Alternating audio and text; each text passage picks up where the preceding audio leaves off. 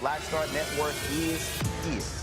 Hold no punches. I'm real revolutionary right now. Support this man, Black Media. He makes sure that our stories are told. Thank you for being the voice of Black America, Roland. Stay black. I love y'all. All momentum we have now, we have to keep this going. The video looks phenomenal. See, there's a difference between Black Star Network and Black-owned media and something like CNN. You can't be Black-owned media and be scared. It's time to be smart. Bring your eyeballs home. You dig?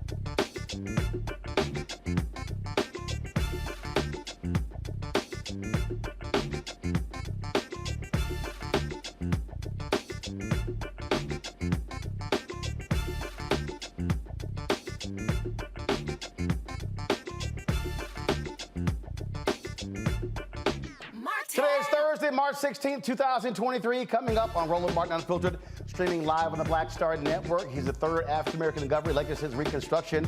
We'll be chatting with Governor Wes Moore of Maryland. The Texas Education Agency has taken over the Houston Independent School District. Black elected officials are not happy about that at all. We'll discuss all that and more today on the 196th anniversary of the founding of the first Black newspaper, Freedom Journal. It is time to bring the funk on Roland Martin Unfiltered. Let's go. He's got it. Whatever the biz, he's on it. Whatever it is, he's got the scoop, the fact, the find. And when it breaks, he's right on time and it's rolling. Best believe he's knowing.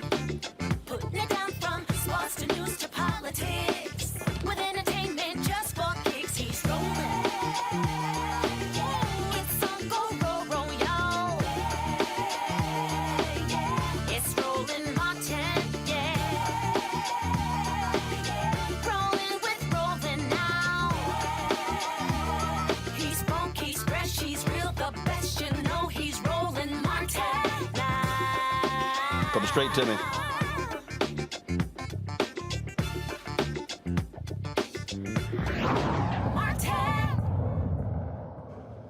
Folks, he is the third African-American elected governor in the United States since Reconstruction. Wes Moore is the new governor of Maryland.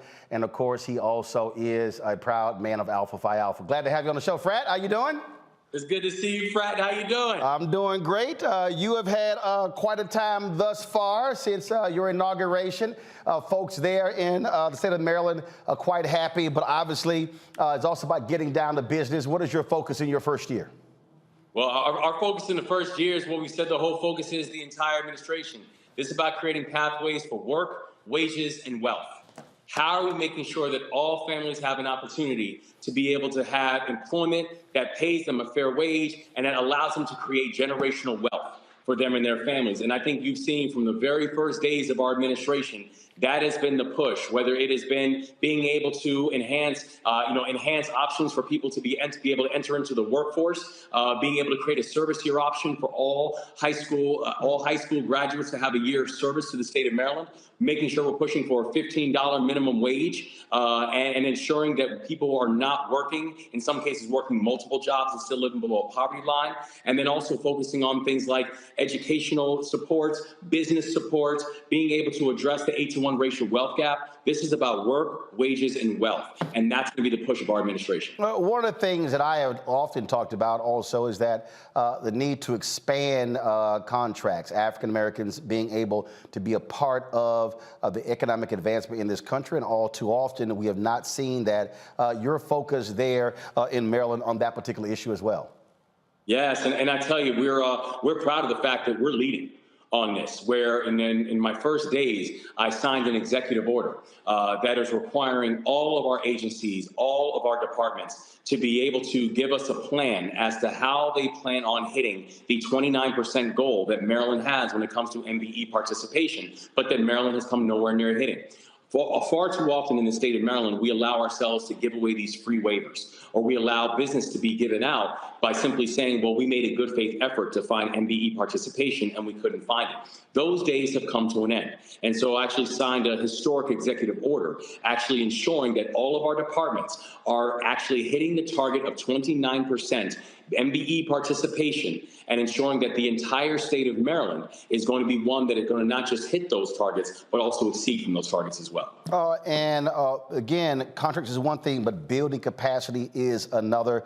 Obviously, when you talk about that in places like Baltimore, that, of course, major city in the state of Maryland, has some significant issues. How are you looking to work with the mayor there, Brandon Scott, and other elected officials to improve the plight of African Americans and others in that city?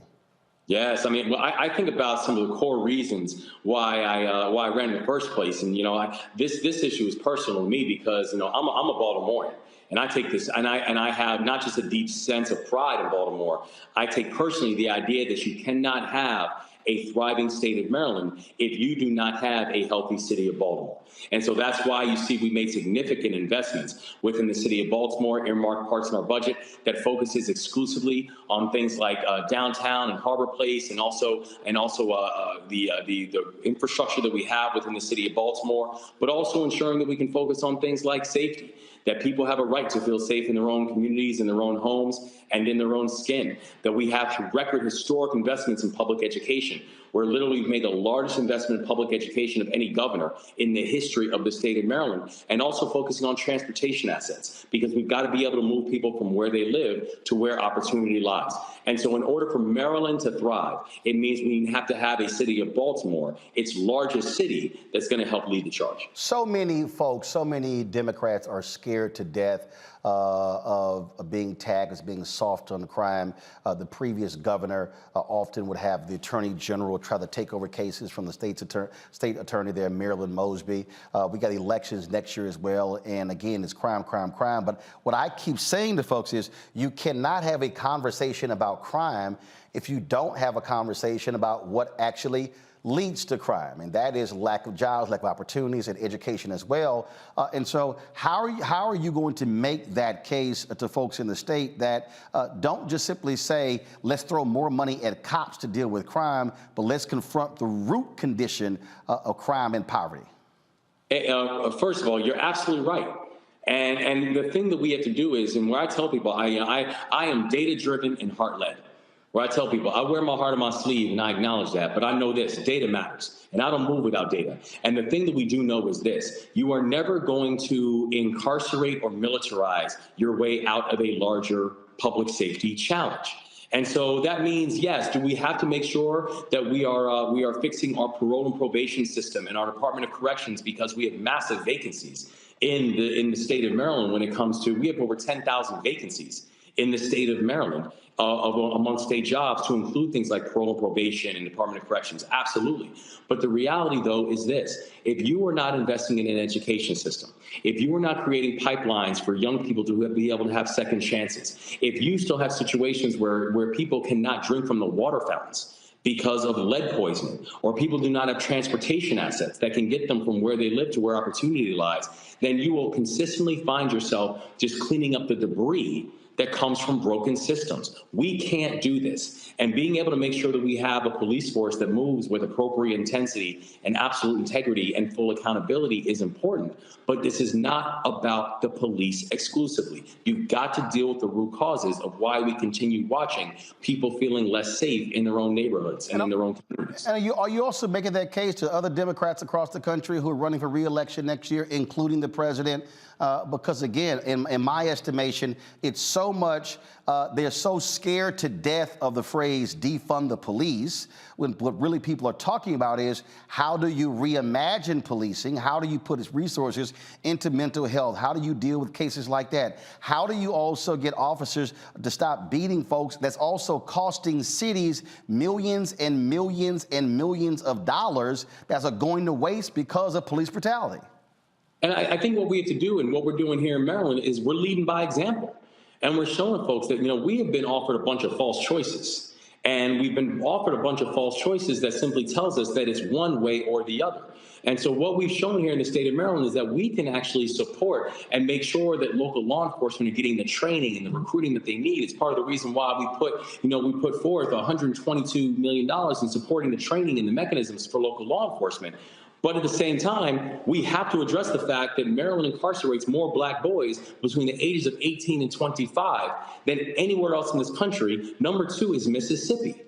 But it's not a choice. We have to be able to do both. And that's the thing that we want to be able to push in on and how we're going to lead by example here in the state of Maryland, that yes, we want to make sure that we're supporting local communities and ensuring that law enforcement we're recruiting proper and well-trained and ethical and transparent law enforcement, and at the same time knowing that our solution is never going to be just lock up more children. That's not going to be the answer. Education. We got a couple of minutes left. I know you have to go. We do want to deal with education. The governor, after repeated pressure and the legislature overruling him, Governor Hogan was overruled, signed the historic settlement for HBCUs, money that they were owed, but you also still have to deal with future investment. So let's talk about your education priorities from HBCUs, but then also, of course, K through 12, because really the colleges are at the end of the line. What happens K through 12 is really critically important when it comes to your future workforce. That's exactly right. And you're right. I mean, we're coming from a situation here in the state of Maryland where HBCUs had to sue the state in order to get money that was owed to them. And so if you look at our budget, in our first proposed budget, we invested, and I made a historic investment of $421 million going towards Maryland's HBCUs, a historic number. But in addition to that, you're absolutely right. We made a historic investment in our K-12 public education system, because for everything that we're looking to accomplish, it's going to be because education is going to help to lead the way. And when you think about the type of assets that we have here in the state of Maryland, the fact that we have 4 of the top HBCUs in America here in the state of Maryland, every single pipeline that we're looking to fill, from nursing to education to cyber technology to life sciences, the genius of our state is being produced in our HBCUs and our K-12 system every single day.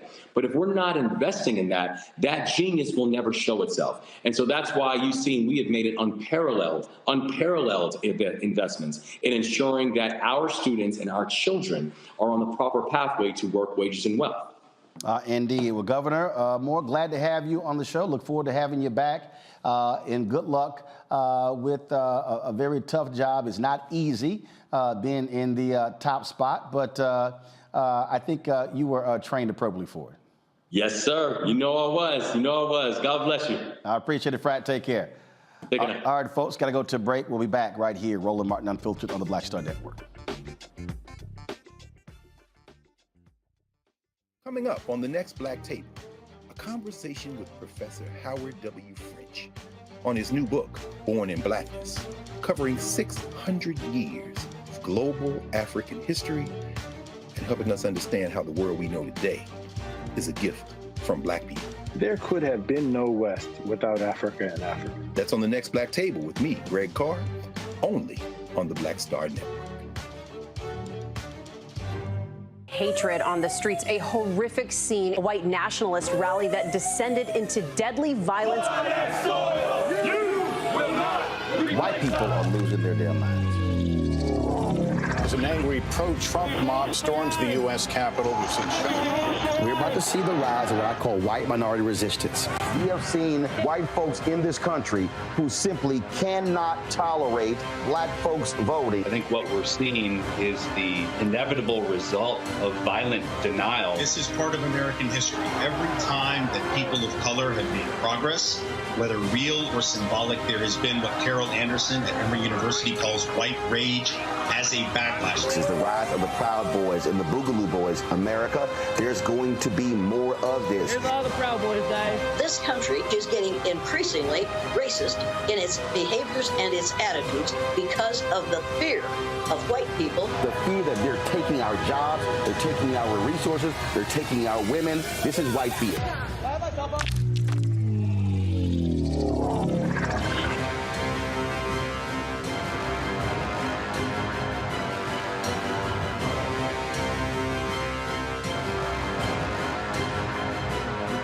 I'm Bill Duke. This is Diala Riddle, and you're watching Roland Martin, Unfiltered. Stay woke.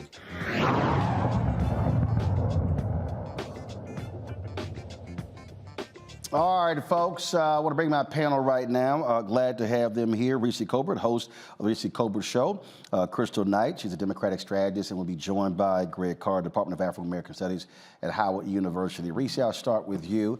The job, again, the top job of governor, huge responsibility. Governor Wes Moore is now, folks are calling him, the next star.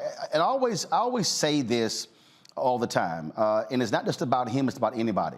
I say, let them do their job first before folks start trying to anoint them for the next job. Okay? Mm-hmm. There were people, he hadn't even been inaugurated yet, and folks were saying, he should run for president in 2024. I was like, y'all, will y'all breathe? You kind of got to get inaugurated first. And that's all, and that's the advice that I would give any African American who's elected to a new job. Don't fall for the media hype of you're the next star. Focus on the job and then build from there. That is true, but I will say that Governor Wes Moore is a superstar. I think that he is incredibly dynamic, incredibly charismatic, but most importantly, he has his head in the right place when it comes to policy. And what we're seeing in Maryland is what happens when you have Democrats in control of both the legislature and the executive branch, in terms of the appointments that he's made and with the emphasis on diversity, and in terms of working with the Democratic legislature to undo a lot of the damage that Governor Larry Hogan did. I mean, he got a lot of credit for being a never Trumper and for being on the moderate side when you compare him to the likes of Tate Reeves or Greg Abbott. But the reality was that he was an obstructionist to a lot of the more progressive things that the Democratic legislature tried to do. So I think with Governor Moore in charge, and then we have Anthony Brown as the Attorney General, and we have a number of people in really high positions that I think are going to turn Maryland into a state to really watch in terms of being on the forefront of progressive values on the East Coast. Crystal, the reason I make that point about just sort of tempering expectations is because, again, if people get so locked into the media hype and not give perfect example.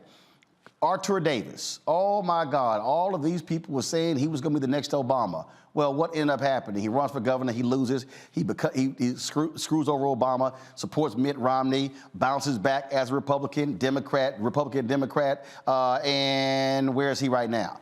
And that's why I tell people, listen, let people do their jobs first. Let them build from there and not all of a sudden just start trying to call other things. Let him be the governor of Maryland. And guess what? When he kills it, then it's, all right, what's next? And so that's just one of the things that I'm just always want to caution people on, because media jumps out there real quick in trying to label folks, and then they don't let them do the work. Absolutely. I think, the media is powerful in that it's able to paint a narrative about anyone, quite frankly. And if you play the same story over, if you play the same narrative over and over, then people begin to believe that because people, unfortunately, don't always read or go back and do the background and the history on, things that they see and hear in different media sources. But I agree with you. I think Wes Moore just got elected. I mean, it's not been a full year of his term. And so we need to see him actually lead. These policies that he just spoke about, will those actually come into fruition? It sounds very ambitious and aggressive, and I'm wishing him the best. But absolutely, he needs to have a record of things that he's done before he's able to move on to the next role or to the next thing. I think the other thing that's really interesting here is that as people continue to speculate that he should run for president in the future, they're skipping over a number of different other, governors or senators or just other candidates who could be out there.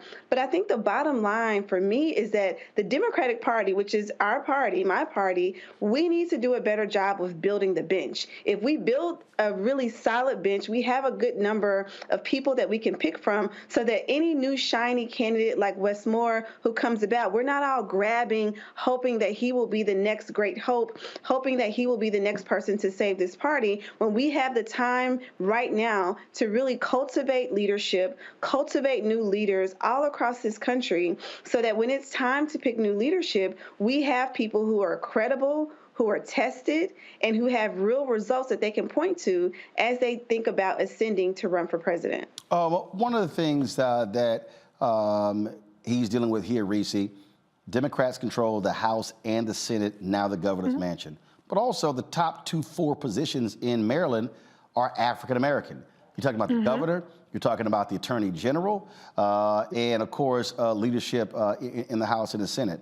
The thing here is he has something that very few Democrats have in terms of where they're able to control all forms of government. That's also why it's going to be critical in terms of that agenda, really putting something forward that speaks for the people. Oh, yeah, absolutely. And I think that there's plenty of evidence that that's happening. I mean, his priorities are passing in the legislature right now, or in, the different phases of it. The legislative calendar is almost up in Maryland, so it will be not long before we see the actual results of what he can get through the legislature and his priorities. But I definitely think that he's incredibly well positioned. And I would just want to clarify, stars are not only presidents in this party. I mean, we used to have where we recognized governors as stars, where we recognized senators as stars, and it wasn't just that everybody needs to be president. We recognize the power of these offices, and the fact that he is the only Black governor in the country, one of the few Black governors to ever have been elected in this country, I think that's significant in and of itself without even looking later on down the pipeline. Crystal, I think also when you mentioned the whole issue of the bench, and look, he ran a very effective race. And I think when you look at, now granted, Maryland is a different state than others. But we got to go back just 4 years. I mean, Ben Jealous, when he ran for governor against Larry Hogan. And so the groundwork had been laid, if you will, for Wes Moore. And in terms of the people that were in place, there were a number of African Americans who were trying to ascend to the governor's mansion who fell short. But I do think Black candidates across the country should look at how he ran this race in terms of when they are seeking statewide office in other states around the country. Absolutely. And I also think we have to remember that Anthony Brown, who's now the Attorney General, he also ran as well, and he was unsuccessful. So even before Ben Jealous, there was other work or groundwork, as you say, that had been done to prepare the land for a Wes Moore to actually become governor. But I agree with you. There are many other candidates across this country that deserve, to ascend to whatever position, quite frankly, that they desire within their respective states. And it just depends on what the nature of the state is. As you stated, Maryland is different in that they, it's generally and traditionally been a Democratic state, although Larry Hogan was able to serve 8 years under the gubernatorialship. But, Wes Moore, I am excited about his candidacy. I'm excited about his governorship, but I also would like to see the things that he has planned for the state, and I hope that he's able to accomplish those things. I do want to talk about this here, and I'll try to pull it up here. I got a kick. So there was some comments that were made by actress Amanda Seales with regards to Vice President Kamala Harris. Let's just say that Reese wasn't too particularly happy with her comments. And yeah, come on now, you know I pay attention to everything. And so this is what Seales had to say about Vice President Harris, and I want to get you commenting. I'm going to put in Dr. Greg Carr. When Kamala said this ain't a racist country, she lost me, and she ain't got me back yet.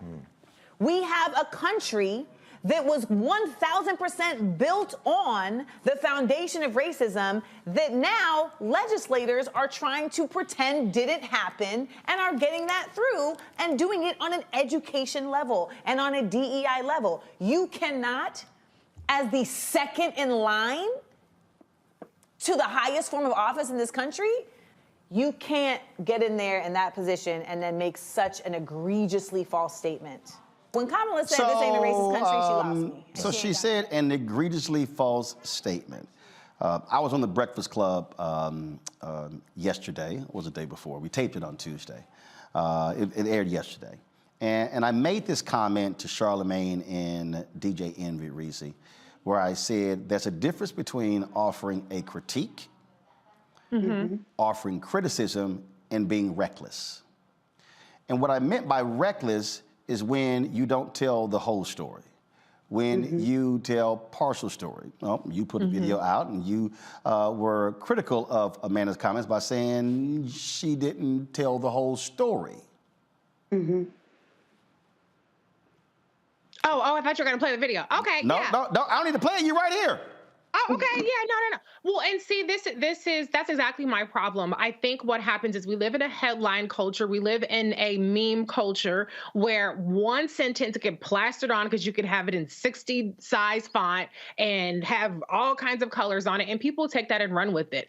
The reality is, if you're looking for a person to humor you and speak the exact words in the exact manner that you want them to, you're never going to be satisfied with anybody under those circumstances. But if you're looking for a person who does the work, and if you're looking for the policy, the action, and the leadership, then that's a standard that I can get behind. Because the reality is, yes, Kamala Harris did say, no, I do not think that America is a racist country, but we do have to recognize the history of racism and its existence today. And so on and so on and so forth. And so if you're a person who malfunctions after one sentence is like, ugh, 5 words too much, and you only want to harp on the first 5 seconds, I don't know what I can do for you. I don't know if there's any kind of intellectual argument that we can have here. But the reality is, if you're concerned about her erasing racism and its existence, clearly she acknowledged that. If you're concerned about the fact that we have a domestic terrorism problem fueled by white supremacy, in the same exact interview, she pointed out that, and I will add that when she was a senator, she got up Christopher Wray's ass over what the FBI was doing to combat white domestic extremist terrorism specifically, which nobody said a boo about then. So it's important to have context. It's important to recognize that the soundbite may not be satisfactory to you, but the policy and what she's getting done in 2021 was the worst year for Black maternal deaths in history. It's 10 times, you're 10 times more likely to die in this country from childbirth than you are in Japan and other advanced nations. And that is something that Vice President Kamala Harris has put the full weight of the White House behind. And Crystal, here's the deal. That's what I'm talking about. And Crystal, here's your deal. Those of us who've been covering this for a very long time, if Vice President Kamala Harris had said America is a racist country, nothing she said after that will be replayed. The reality is this: when you're in certain positions of elected office, when 71% of the total electorate are white in the 2020 election, there are things you probably think, probably know, but you can't say. It's called politics. Called politics. I totally agree. And Amanda Seales knows this. And I don't understand this whole Kamala Harris hate train. There's been several articles that have come out, and even Donna Brazile wrote something in the New York Times just this week about really understanding the position of power that the vice president is in and her ability to do things and get things done, but also the positioning for 2024. If we're really serious about reelecting President Biden and Vice President Harris, then having these kinds of comments going on these, talk shows or podcasts or whatever you want to call them, and making these kind of just blanket statements, they're not helpful. They're not helpful to the cause at large. And I'm so thankful for Reese, and I commented on her post, and I shared it as well, about really calling out just incorrect, commentary. And listen, everyone is a commentary. I mean, everyone is a pundit these days. Everyone is able, because they have a cell phone, to really share their personal opinion about a number of topics. But what we're not all entitled to are the truth. We're not all entitled to the facts as they are. So I appreciate this rebuttal in which every single thing that she said, Reese was able to go back, find video, archive video, and really refute those claims and those statements. But unfortunately, I'm just not surprised that this is coming from Amanda. She's done this before, and unfortunately, she'll do it again. See, this is why, Greg, I have, and again, in a previous interview when I was on the Breakfast Club, I said this. When I said, respect this. You have to respect the microphone. You have to understand, when you are the host of a show, I don't give a damn who comes on, that there are people who are listening to you, they're listening to a guest, and they don't have access to the same facts. They don't have access to the data. And so there's a reason why if somebody comes on my show and says something like that or something else, I'm going to immediately fact check them, because I don't want anybody listening to go away and say, well, they didn't say anything, so it must be correct. And then what happens is a clip gets played, it gets picked up, it gets amplified. And so when you try, what Reese did or others try to come back and then explain it, well, it doesn't get the same amount of heat as the original comment. And so therefore, the misinformation then gets sent around and folks believe that. That's why I'm always saying, don't play around with the microphone and the medium because it has power. That's right. No, absolutely, Roland. But I mean, we live in an idiocracy. Lowest common denominator is what rules. Of course, America, the United States of America, is a racist country. It's racist to its core. It's a damn settler colonial state. It was built with anti-blackness as the core composite of, well, really whiteness, meaning anything that wasn't white, indigenous people, Africans, others, even many people who are now be considered white, from the Irish to the Italians. The whole thing is organized around race. And of course, Kamala Harris can never say that. So the simple fact of the matter is Amanda Seales has a brand.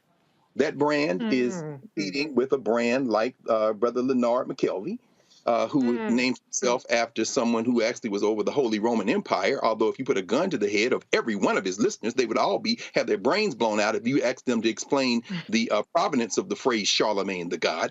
But at any rate, when you go in a space like that, Roland, you have to balance. And you, again, conducted a class. And Reese, thank you again for walking through the facts. I agree with what Crystal said, laying out the facts. But when you go in a space like that, you know that the listeners could give a damn about facts. They're there for branding, they're there for entertainment, they're there for the gloss. And as Crystal said, you can't win a federal election for president or vice president.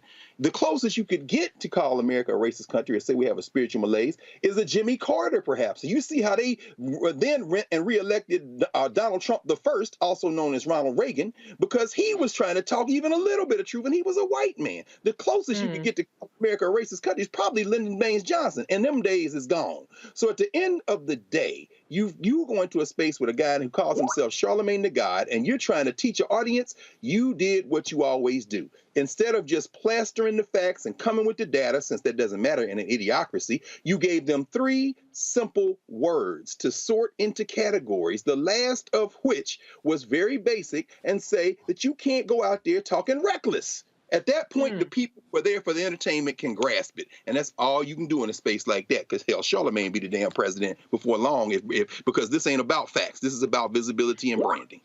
Folks, again, so the Amanda Seals interview, that was with Jason Lee, that was on Revolt. If you missed my Breakfast Club breakdown, just simply go to their YouTube channel. You can actually see it. Again, it was on yesterday. And look, it was all about breaking these things down and walking people through, again, politics, stuff along those lines. But I'm going to say it again. You can offer a critique, you can have criticism, but you can't be reckless with comments, because you have to understand that somebody's listening. Got to go to break. We come back. We're going to talk about the takeover of the Houston Independent School District by the state of Texas. Black elected officials are not happy at all. You're watching Roland Martin Unfiltered on the Black Star Network. A lot of these corporations or people that are running stuff push black people if they're doing a certain thing. What that does is it creates a butterfly effect of any young kid who, wants to leave any situation they're in, and the only people they see are people that are doing this. So I gotta be a gangster, I gotta shoot, I gotta sell, I gotta do this in order to do it. And it just becomes a cycle. But when someone comes around and is making we don't, they don't want to push it or put money into it. So that's definitely something I'm trying to fix too, is just show there's other avenues. You don't gotta be a rapper, you don't gotta be a ball player, you can be a country singer, you can be an opera singer, you can be a damn whatever, showing the different avenues. And that is possible, and it's hard for people to realize it's possible until someone does it.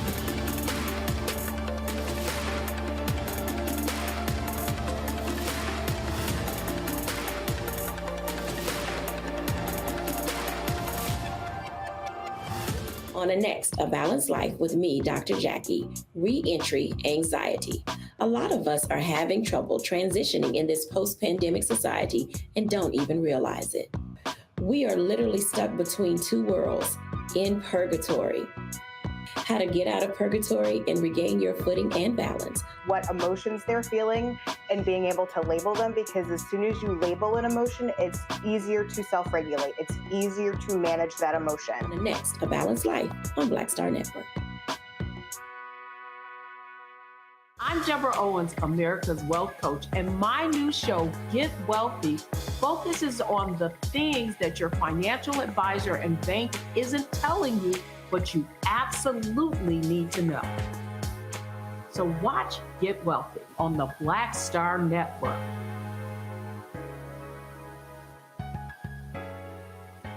I'm Chrisette Michelle. Hi, I'm Chaley Rose, and you're watching Roland Martin Unfiltered.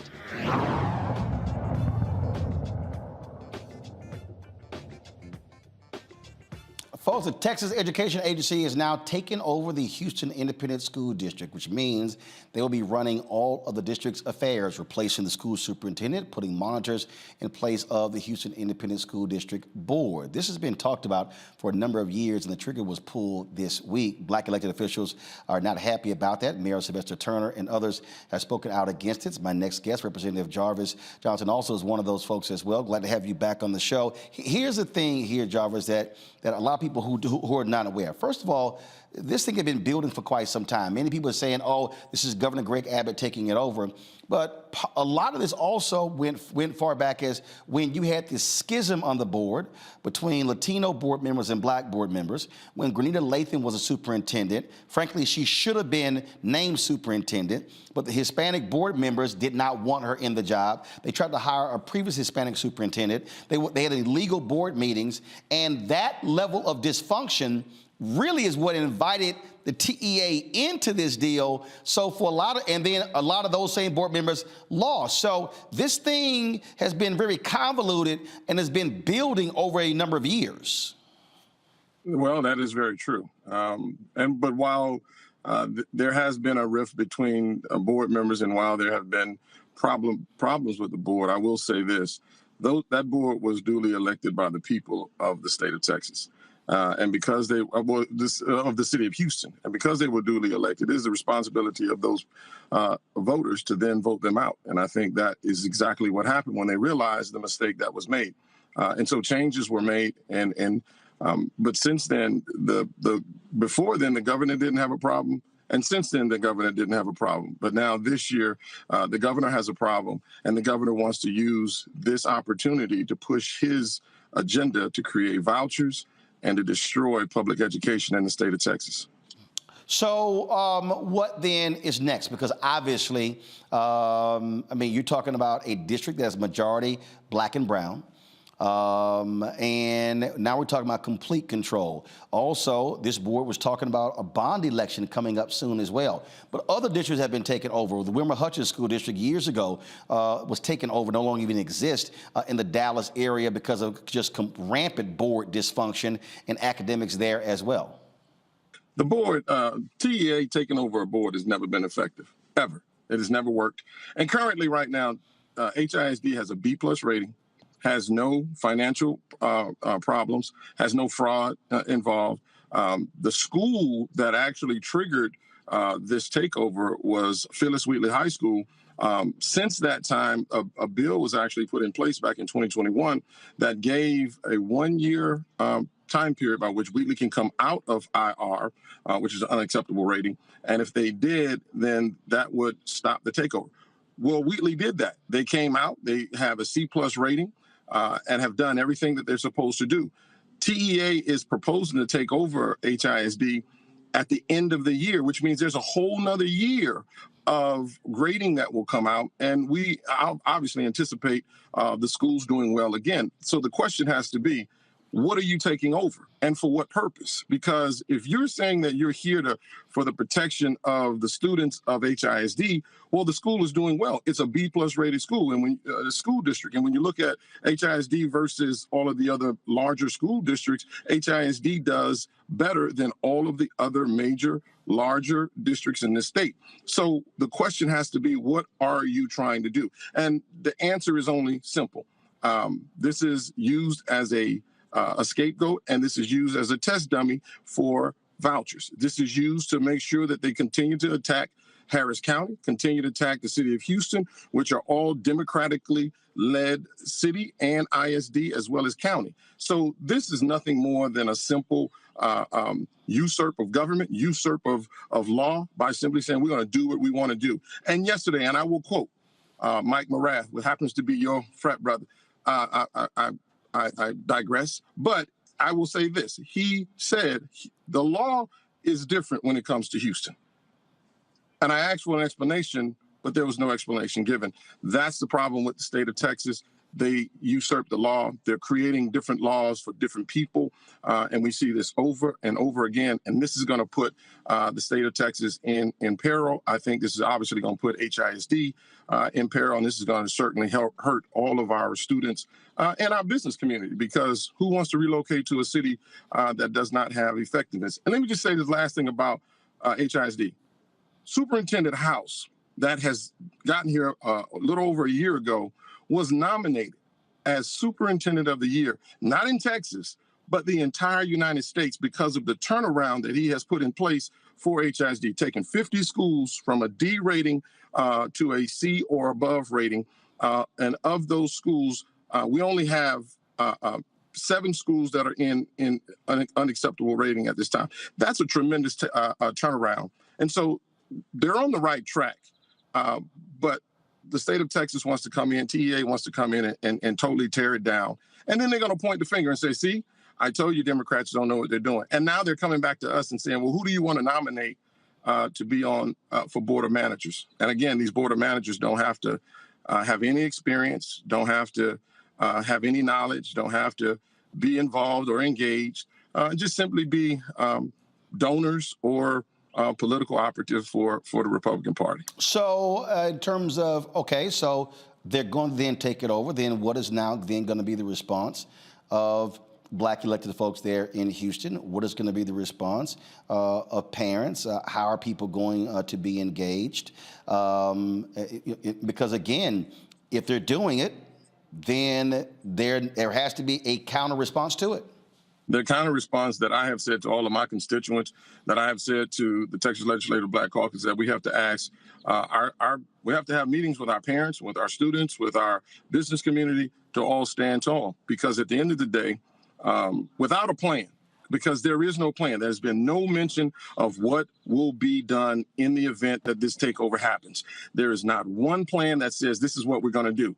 And so I'm asking, and I'm demanding parents ask the question. And if that is the case, then they must stand tall and stand strong and stand on the line and said, I can't go to school unless, and I think this has to be across the board, I can't go to school unless I know what's happening. Teachers are worried. We're already in a position where we're losing teachers at an unusual rate. Teachers are so uncertain. The administration is uncertain. The police department is uncertain. And so we have to demand, and I think the only way we have to demand is that we stand on the line and say, there won't be any school. There won't be much learning going on unless they give a true plan for what is going to be done with this school. The school is already on, the district is already on the right trajectory. And so there shouldn't be any interruption in that. But unfortunately, there is. I've talked with Retha Thomas with HISD, which is the custodial workers, bus drivers, and so forth and so on. They're ready to stand up. We're talking with the teachers.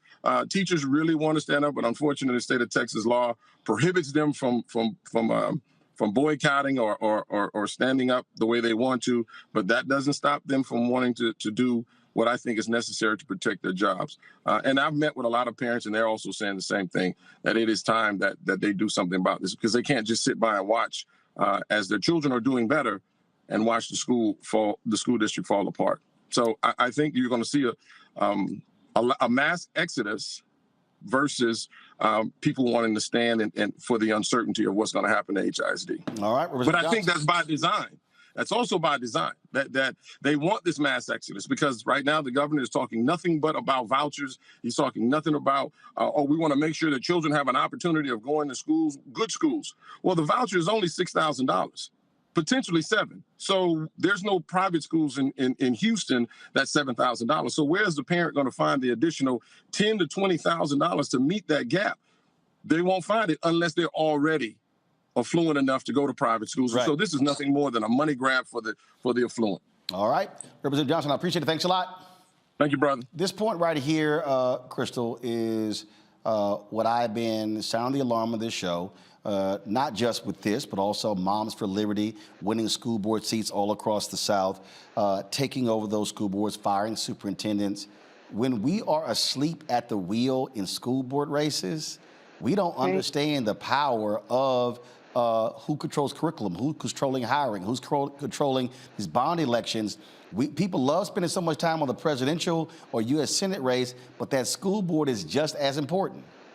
Mm-hmm. Absolutely. I mean, if this hasn't shown us anything, it shows that every single election matters, local elections matter, and it also matters who's in our schools, who's teaching our kids, who are the principals, who are the superintendents. And the thing that really struck me about what he just said was that the new superintendent has turned around the school district. And the way that, Greg Abbott has rewarded, his efforts is by really coming in and having this overreach by the state government. And that's something that is really hard it was hard to listen to the interview, although it was very informative, because really when you have a superintendent who's able to come in, turn around failing schools, bring them and uplift them, then all of a sudden it becomes an issue and there's this need for overreach. And when he talked about the $7,000 school voucher, I agree with him. That's not enough to send a child to any private school and get a quote unquote better education. But again, this is something that, the underlying premise is, Greg Abbott and the state want control over this district, which is majority minority. 77% of the students there are Latino or identify as Latino, 22% are African American, 4% Asian, 11% white. And so why are they focusing on this one school district across the entire state, which happens to be the largest, is because they want to control what students and what teachers are able to teach and what students are being taught in the schools. Hold on one second. I got to go to a break. We come back. We'll get Reese and Greg's comments on this. You're watching Roland Martin Unfiltered right here on the Black Star Network. Hatred on the streets, a horrific scene, a white nationalist rally that descended into deadly violence. White people are losing their damn minds. As an angry pro-Trump mob storms the U.S. Capitol, we've seen We're about to see the rise of what I call white minority resistance. We have seen white folks in this country who simply cannot tolerate black folks voting. I think what we're seeing is the inevitable result of violent denial. This is part of American history. Every time that people of color have made progress, whether real or symbolic, there has been what Carol Anderson at Emory University calls white rage as a backlash. This is the rise of the Proud Boys and the Boogaloo Boys. America, there's going to be more of this. Here's all the Proud Boys, guys. This country is getting increasingly racist in its behaviors and its attitudes because of the fear of white people. The fear that they're taking our jobs, they're taking our resources, they're taking our women. This is white fear.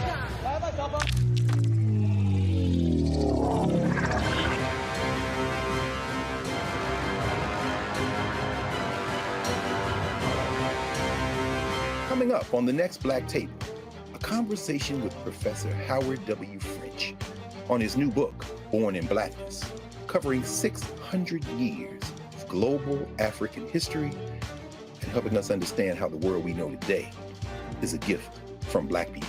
There could have been no West without Africa and Africa. That's on the next Black Table with me, Greg Carr, only on the Black Star Network. Hi, I'm BB Winans. Hey, I'm Donnie Simpson. What's up? I'm Lance Gross, and you're watching Roland Martin Unfiltered.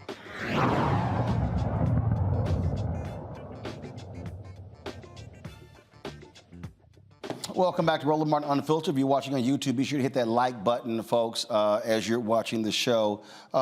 Greg, education. For anybody who doesn't have any understanding, black folks historically have understood this. That's one of the reasons why those free people of African descent, when they got in the South Carolina legislature, they put it in the Constitution for there to be publicly financed education. And then when the white folks took over after the Great Compromise of 1877, they threw all the advances out, but they kept that one in. And so education has always been paramount to us. And the reason I keep making this point about voting and what we do, this is the result of what happens. The last election, when Beto O'Rourke was running against Greg Abbott, 75% of young voters in Texas did not vote in the election. African Americans in Texas is 60% minority. 60% minority, yet 60% of the people who vote in Texas are white. And so if anybody wants to talk about why there's a takeover, you have to understand those who are in power wield power. That's right. That's right. It reminds me of Cliff Latosha and all those hours you spend on the road. You know, these battles are won door by door, life by life.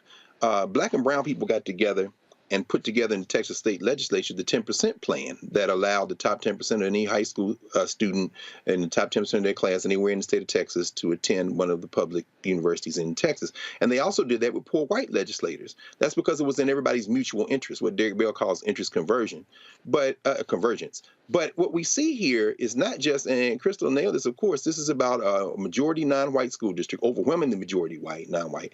But this shovel-mouthed bastard governor of Texas, Abbott, is after that budget as well. So I agree with Representative Johnson. What's the budget in the school district, Houston Independent School District? We're on about $2.2 billion, I think. Over several billion, yeah. Yeah. So this comes down to this. See, I worked for the School District of Philadelphia when it was taken over by the state of Pennsylvania, when Tom Ridge was the governor. This was 1998. And they engaged in a game of chicken with the mayor of Philadelphia at the time, John Street, a black man. And the soft takeover was something called the School Reform Commission. They were able then to get their hands on the budget of the School District of Philadelphia, at that time the 5th largest school district in the country. And they tried to privatize it. They put Edison schools in. The folks, we all protested and organized. Jersey City, I think, was taken over by the state of New Jersey back in 1989. It just got controlled back in 2017. So it does happen, but I'll end with this. It's really disaster capitalism. Paul Vallis was running for mayor of Chicago. He went down to New Orleans in 2007 because after Katrina, they turned the whole city of New Orleans school district into a charter school district. And that's when you can get at who buys the toilet paper, who puts the light bulbs in, who's got the budgets.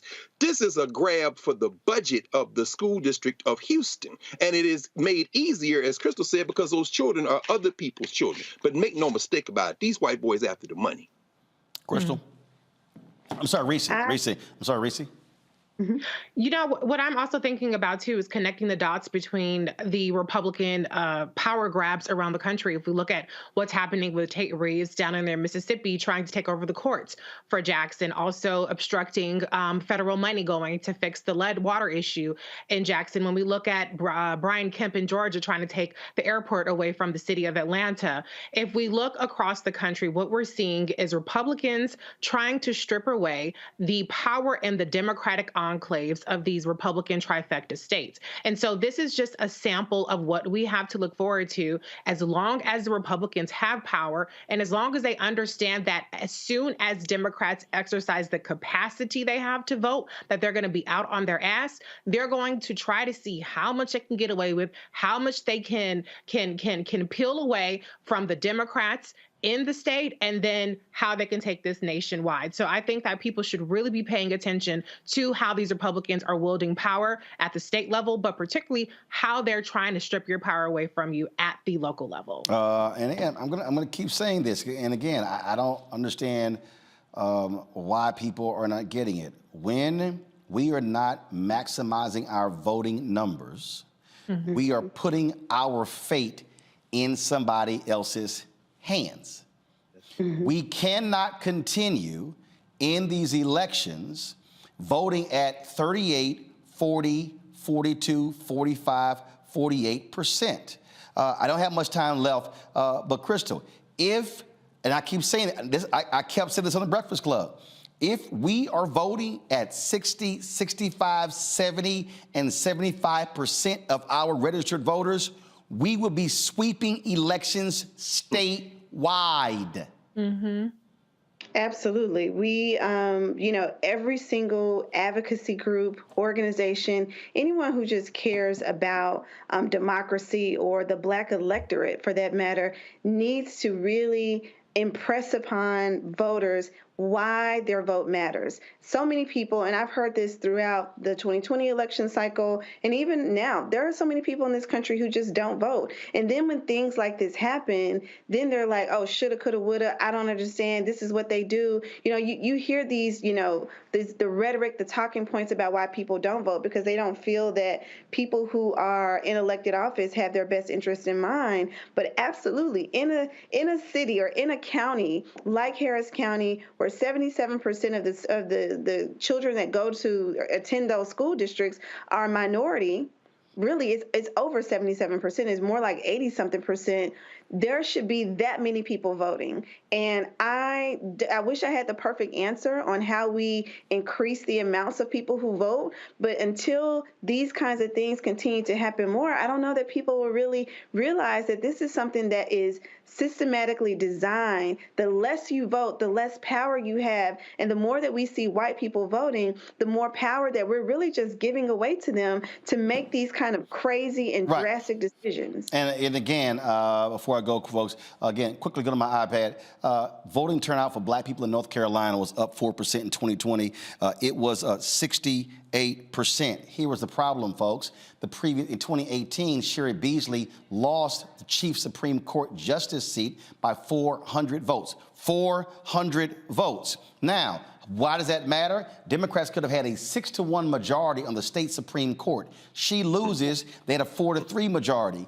In 2022, there was an election, Democrat lost. Republicans now, they have regained control of the state Supreme Court. 6 months ago, the Supreme Court made a couple of rulings on racial voter IDs and racial gerrymandering. Now the Republicans now control it. They're going to rehear those cases. So, folks, again, 400 votes. If she had won 400 votes, so go back to it. It says Black voter turnout was up 4%, which means it was 64% in 2016, 68%. But if it wasn't 64% in 2018, she wins. It's a different ball game. I'm just keep telling folks that's the way this whole thing goes.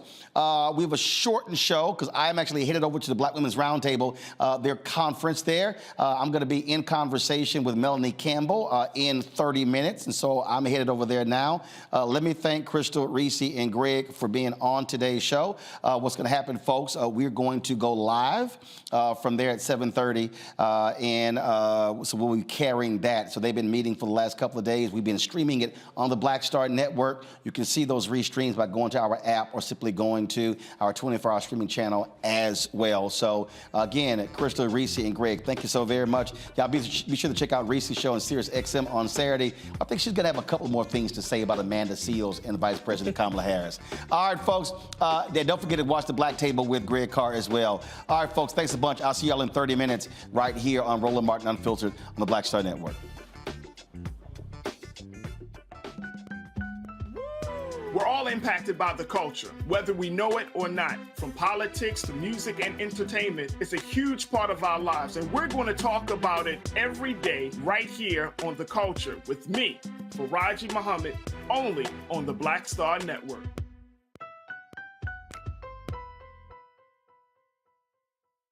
A lot of these corporations or people that are running stuff push black people if they're doing a certain thing. What that does is it creates a butterfly effect of any young kid who, wants to leave any situation they're in, and the only people they see are people that are doing this. So I gotta be a gangster, I gotta shoot, I gotta sell, I gotta do this in order to do it.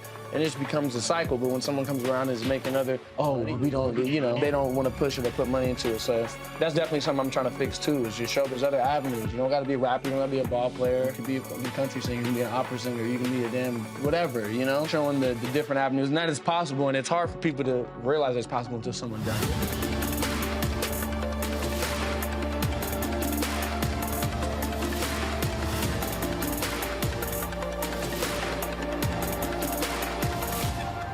When you talk about blackness and what happens in black culture, we're about covering these things that matter to us, speaking to our issues and concerns. This is a genuine people-powered movement. There's a lot of stuff that we're not getting. You get it, and you spread the word. We wish to plead our own cause. Too long have others spoken for us. We cannot tell our own story if we can't pay for it. This is about covering us. Invest in black-owned media. Your dollars matter. We don't have to keep asking them to cover our stuff. So please support us in what we do, folks. We want to hit 2,000 people, $50 this month, raise $100,000. We're behind $100,000, so we want to hit that. Y'all money makes this possible. Check some money orders. Go to P.O. Box 57196, Washington, D.C. 20037-0196. The Cash App is $RM Unfiltered. PayPal is R Martin Unfiltered. Venmo is RM Unfiltered. Zelle is Roland at RolandSMartin.com. Hey, I'm Donnie Simpson. What's up? I'm Lance Gross, and you're watching Roland Martin Unfiltered.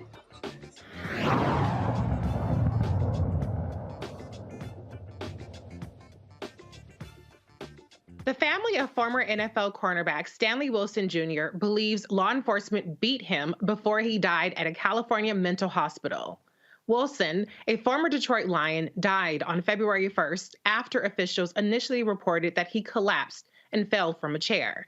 The family filed 3 wrongful death claims against Los Angeles County, one on behalf of each of his parents, Stanley Wilson Sr. and Dr. Pulaine Lucas, and another on behalf of his estate, asking for $45 million in damages. Wilson's family revealed photos of his body showing marks on his head that appear to show he was stomped and scars on his hands and wrists that indicate that he was handcuffed.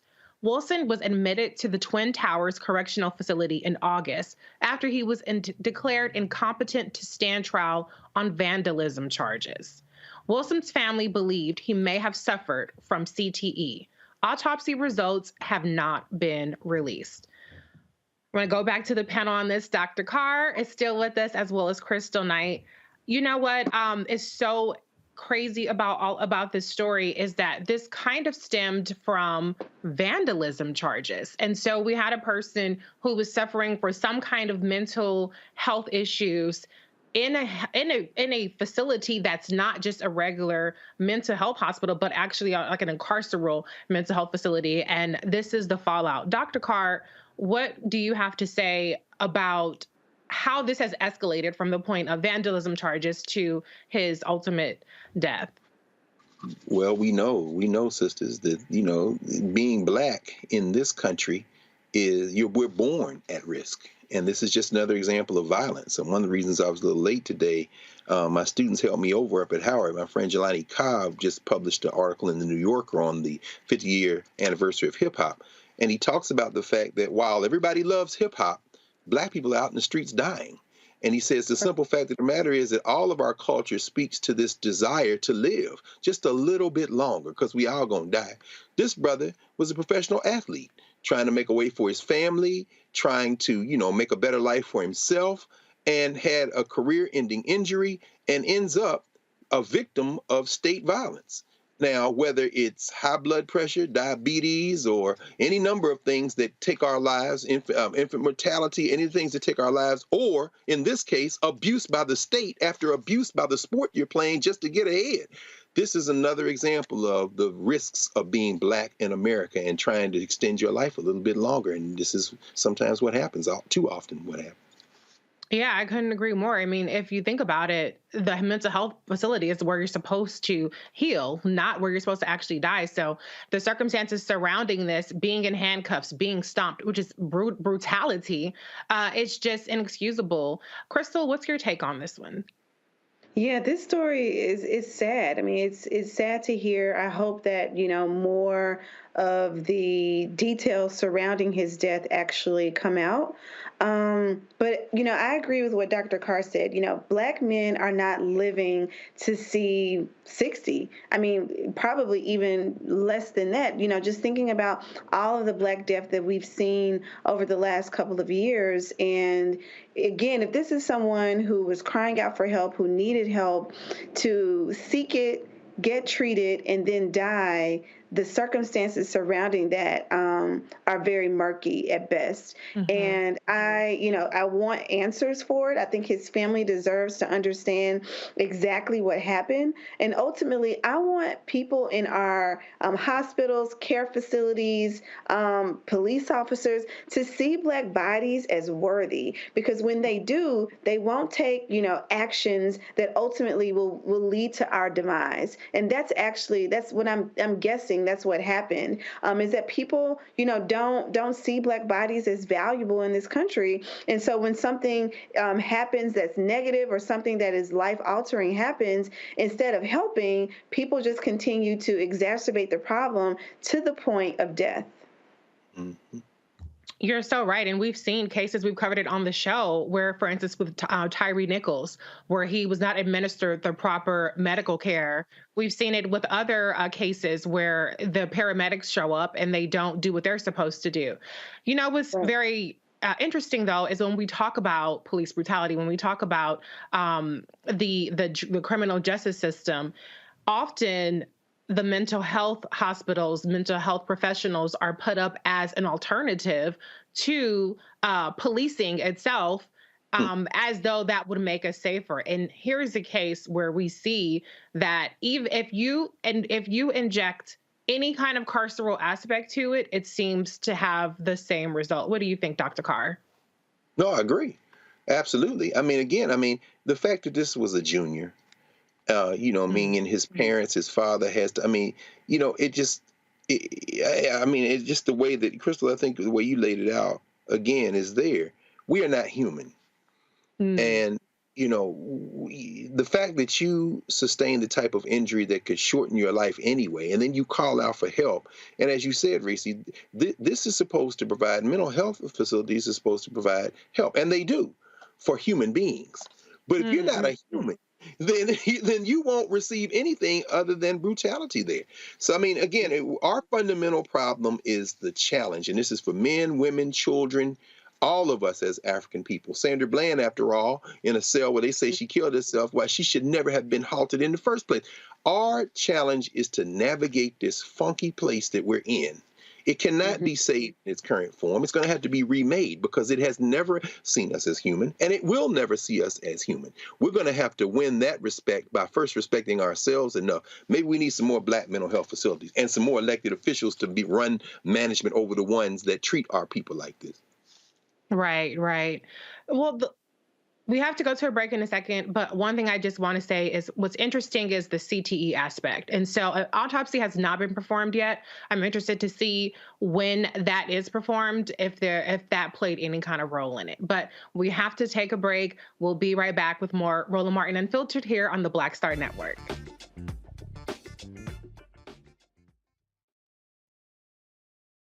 People that are running stuff push black people if they're doing a certain thing. What that does is it creates a butterfly effect of any young kid who, wants to leave any situation they're in, and the only people they see are people that are doing this. So I gotta be a gangster, I gotta shoot, I gotta sell, I gotta do this in order to do it. And it just becomes a cycle. But when someone comes around and is making we don't do, they don't want to push it or put money into it. So that's definitely something I'm trying to fix too, is just show there's other avenues. You don't gotta be a rapper, you don't gotta be a ball player, you can be a country singer, you can be an opera singer, you can be a damn whatever, showing the different avenues. And that is possible, and it's hard for people to realize it's possible until someone does.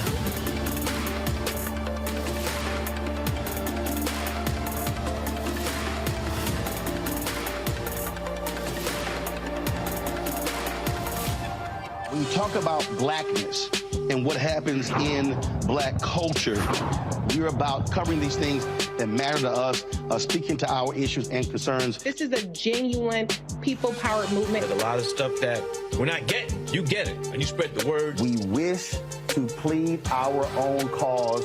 Too long have others spoken for us. We cannot tell our own story if we can't pay for it. This is about covering us. Invest in Black-owned media. Your dollars matter. We don't have to keep asking them to cover our stuff. So please support us in what we do, folks. We want to hit 2,000 people, $50 this month, raise $100,000. We're behind 100,000, so we want to hit that. Y'all money makes this possible. Check some money orders. Go to P.O. Box 57196, Washington, D.C. 20037-0196. The Cash App is $RM Unfiltered. PayPal is R Martin Unfiltered. Venmo is RM Unfiltered. Zelle is roland@rolandsmartin.com. This is Judge Mathis. What's going on, everybody? It's your boy Mac Wiles, and you are watching Roland Martin Unfiltered.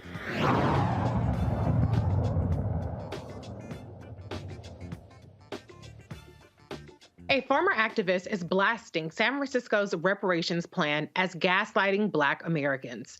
Xavier DeRosso, who claims to be an ex-BLM supporter, appeared on Fox News' The Ingram Angle to discuss how the plan falsely promotes systemic racism after San Francisco's Board of Supervisors embraced 111 recommendations made by a city-appointed reparations committee. Now is Xavier DeRosso, a former BLM activist turned PragerU personality. Xavier, great to see you tonight. You have an interesting perspective on this debate. Explain. Yes, I think it's important that, first of all, we call this exactly what it is. This is 111 ways to gaslight Black Americans into thinking that we need to be dependent on a system of handouts in order to be successful. Black Americans have been indoctrinated with these lies for far too long, and I used to fall for the lies until I took a deep dive into the videos on PragerU.com and realized how easily debunked these fraudulent narratives surrounding systemic racism actually are. The plan included lump sum payments of $5 million to every eligible Black citizen, guaranteed incomes of $97,000 per year for 250 years, elimination of personal debt and tax burdens, and homes for just $1. The San Francisco Reparations Committee will continue to deliberate recommendations. Its final report is due to the legislature on July 1st. Now, I have thoughts about this program, these recommendations. First of all, financially, I just don't even see how it's feasible at all. So I would tend to agree with the idea of gaslighting in the sense that it's probably never going to happen. But Xavier made a quite different point. Dr. Carr, what is your take on this reparations plan? Well, we can start with Dennis Prager's scam, also known as Prager University, an unaccredited place that shows videos. And so I think that anything after that, as soon as she had announced him and identified him as affiliated with Prager University, the next thing should have been, as he started talking. Oh, wait. Oh, you couldn't hear me. Yeah. In other words, the mute should have gone on at that point. But since we're talking about this, in an instance, it reminds me of something Minister Farrakhan back in the 80s. He went on tour around the country when they were engendering this notion of selling products, lotion and soap. It's called Power It Lasts Forever. And in Atlanta, he gave a speech where the refrain he kept returning to was, figure it up, count it up. And he started saying, they took the whole country, count that up. Okay. Then they murdered all the Native Americans, count that up. Then they brought us over here by the millions, count that up. And then he kept going, everybody, and finally he said, if you figure it up, you'll find out that they owe us the whole damn country, and we're not even asking for that. See, the exercise of making this concrete, whether you ever get a dime or not, is to describe the enormity of the debt, whether you ever get a penny or not. Now, what this fool is doing, Yassa, talking to this white nationalist who has no problem engendering all kind of propaganda from her perch as she tweets her and texts her buddies over there, fellow anchors, saying, I know they crazy as hell, but we can't mess with the money and the ratings. We have to understand that this is a propaganda war. This is a propaganda war.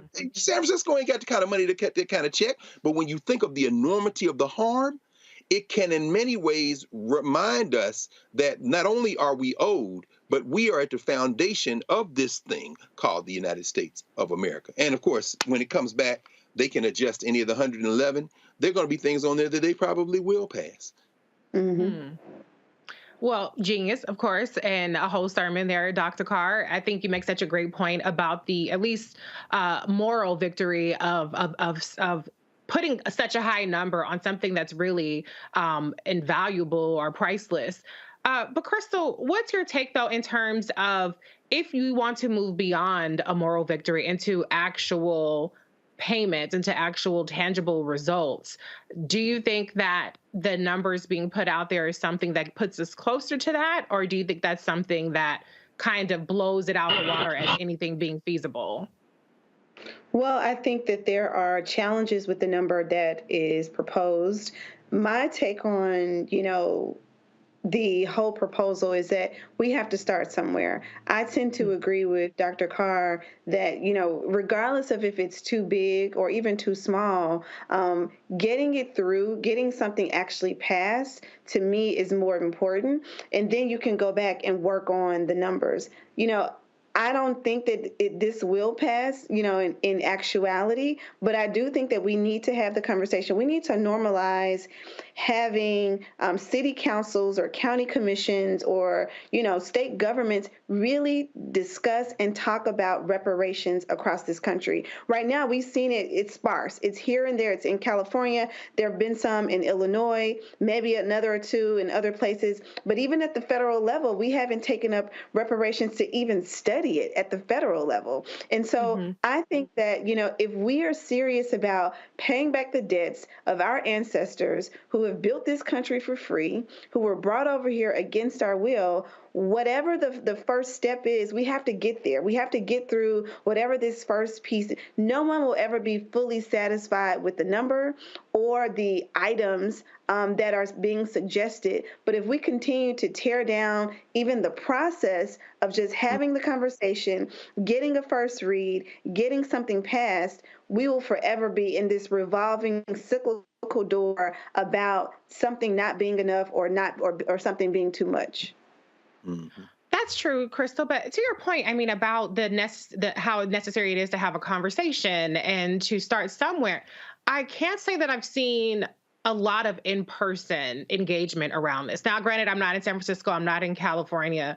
Am I missing something? And Dr. Carr, you can weigh in too, because you obviously were part of the statewide study or initiative behind this. Is there an on the ground where we talk about things like civic engagement, going to your school board meetings, going to your county meetings? Has there been a galvanization around this on the ground in the same way that we hear about it online if people are in the YouTube chats? Oh, absolutely. In fact, the first major effort to organize African people of reparations in this country goes back to the 19th century. A sister named Callie House and Isaiah Dickerson, the Ex-Slave Mutual Relief and Pension Fund. These were Africans who had actually gone through enslavement who made a demand of the federal government. So it starts in the 1880s and 1890s, and it's really an unbroken string. In the 1920s, 30s, Queen Mother Audley Moore. By the 1960s, you're talking about the Republic of New Africa. You're talking about Chokwe Lumumba, the father of the current mayor of Jackson. That's how they ended up in Jackson in the first place, from Detroit. And there's the National Coalition of Blacks for Reparations in America, began in 1989 to bring those groups together. And of course, as Crystal just said, there's HR 40, which John Conyers began introducing 40 years ago. And now, of course, Sheila Jackson Lee has taken it up. It's an unbroken string. The only other thing I would say is that there are local reparations movements. There have been resolutions passed in cities like Philadelphia. There's obviously what's going on in the northern suburbs of Chicago, the Evanston work. So there's an unbroken thing. And finally, what you said, Reese, and you always remind us of this in terms of this question of social media, particularly weaponized ignorance. There's this descendants of enslavement conversation going on. All that's local, and there's a lot of people organizing around it. I do not agree with the California framework in terms of this notion of only those who were enslaved in the United States, descended of them, can get reparations. But I do think it's important that the momentum has now taken up again. So no, there's an unbroken string of this demand. And like Crystal said, you got to put something on the table. Once that is established, then we begin the negotiations. But until you make that demand, you know, we just basically are talking to each other. Well, I agree with you. I definitely agree. I think that there's a rich legacy of this kind of local activism. I'm just curious how much of that local advocacy is paired up with, or how proportional it is to people purporting to actually care about this issue when you look at the kind of volume of traffic that you have online. Can't say I've seen that proportion of interest on the ground. But again, I could be missing something. What do you think, Crystal? Oh, you're not. No. I don't know that I've seen. So when I think about this issue, I want to just, compare it to voting rights. So if we think about when President Biden took office, we heard national advocacy organizations. We heard even the DNC talking about, the need to pass the John Lewis Voting Rights Act, the need to, get voting rights really and truly codified, or really and truly, just immersed in our American voting electorate system.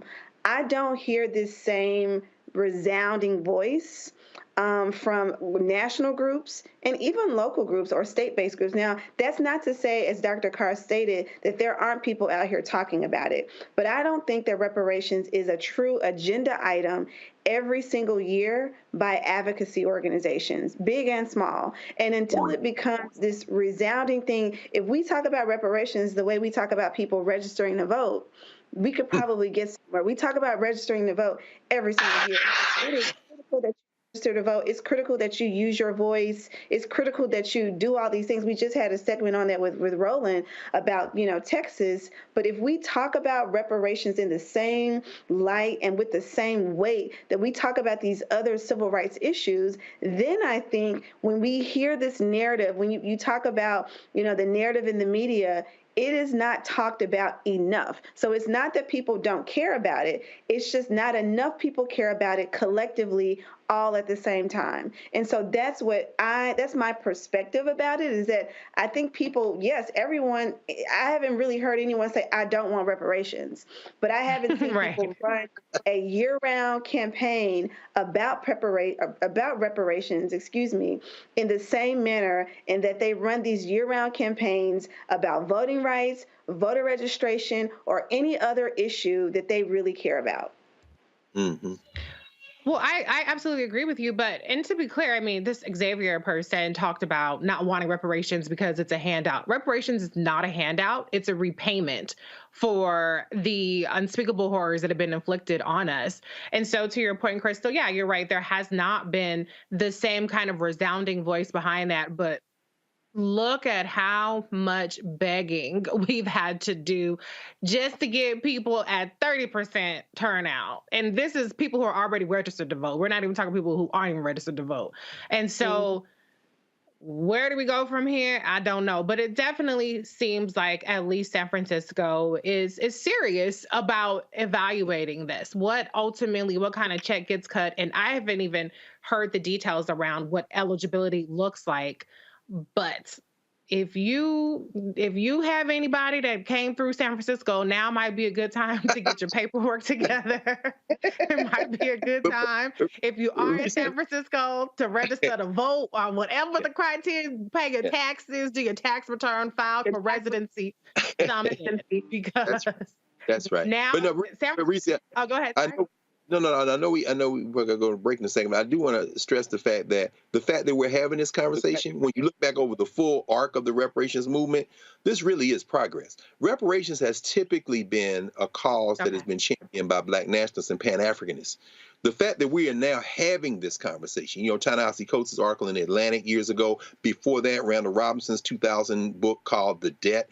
The fact that we're even doing it now, that the California state legislature appointed a committee, the largest state in the country, headed in the legislature by a Black woman who is a retired professor of African American studies. When you measure the movement of the 90s, 80s, 70s, 60s, all the way back to the 19th century to now, this is a quantum leap. So I think we should always, not just where we're going, but measure against where we've been. This was something the Black Panthers used to bring up, us used to bring up, the Pan-Africanists used to bring up, political prisoners used to bring up. And now it's stuff that's being discussed by white nationalists like Laura Ingraham because it can't be ignored anymore. That's progress. Right. I know that's right, Dr. Carr. I mean, quantum leap is not a word you hear a lot because we live in an instant gratification society. Yes. But when you put it in the context, this is radical, drastic progress, even if it's not at the finish line yet. Well, we have to wrap up. We're going to go to the Black Women's Roundtable that Roland will be moderating at. Crystal Knight, Democratic strategist, thank you so much for being here. Dr. Greg Hart, always good to be with you. Y'all check out the Black Table tomorrow. And I'm Risa Cobra signing out for Roland Martin Unfiltered, this part. Bye, y'all. Bye. Thank you. See y'all. Streets, a horrific scene, a white nationalist rally that descended into deadly violence.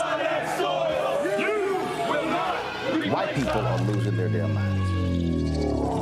As an angry pro-Trump mob storms the U.S. Capitol, we've seen shots. We're about to see the rise of what I call white minority resistance. We have seen white folks in this country who simply cannot tolerate Black folks voting. I think what we're seeing is the inevitable result of violent denial. This is part of American history. Every time that people of color have made progress, whether real or symbolic, there has been what Carol Anderson at Emory University calls white rage as a backlash. This is the rise of the Proud Boys and the Boogaloo Boys. America, there's going to be more of this. Here's all the Proud Boys, guys. This country is getting increasingly racist in its behaviors and its attitudes because of the fear of white people. The fear that they're taking our jobs, they're taking our resources, they're taking our women. This is white fear.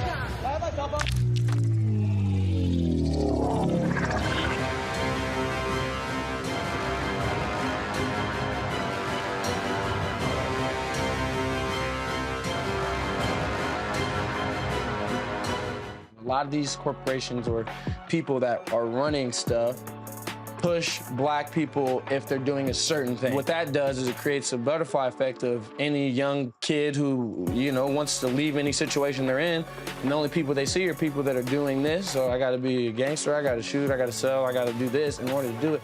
And it just becomes a cycle. But when someone comes around and is making we don't, they don't want to push it or put money into it. So that's definitely something I'm trying to fix too, is just show there's other avenues. You don't gotta be a rapper, you don't gotta be a ball player, you can be a country singer, you can be an opera singer, you can be a damn whatever, showing the different avenues. And that is possible, and it's hard for people to realize it's possible until someone does it.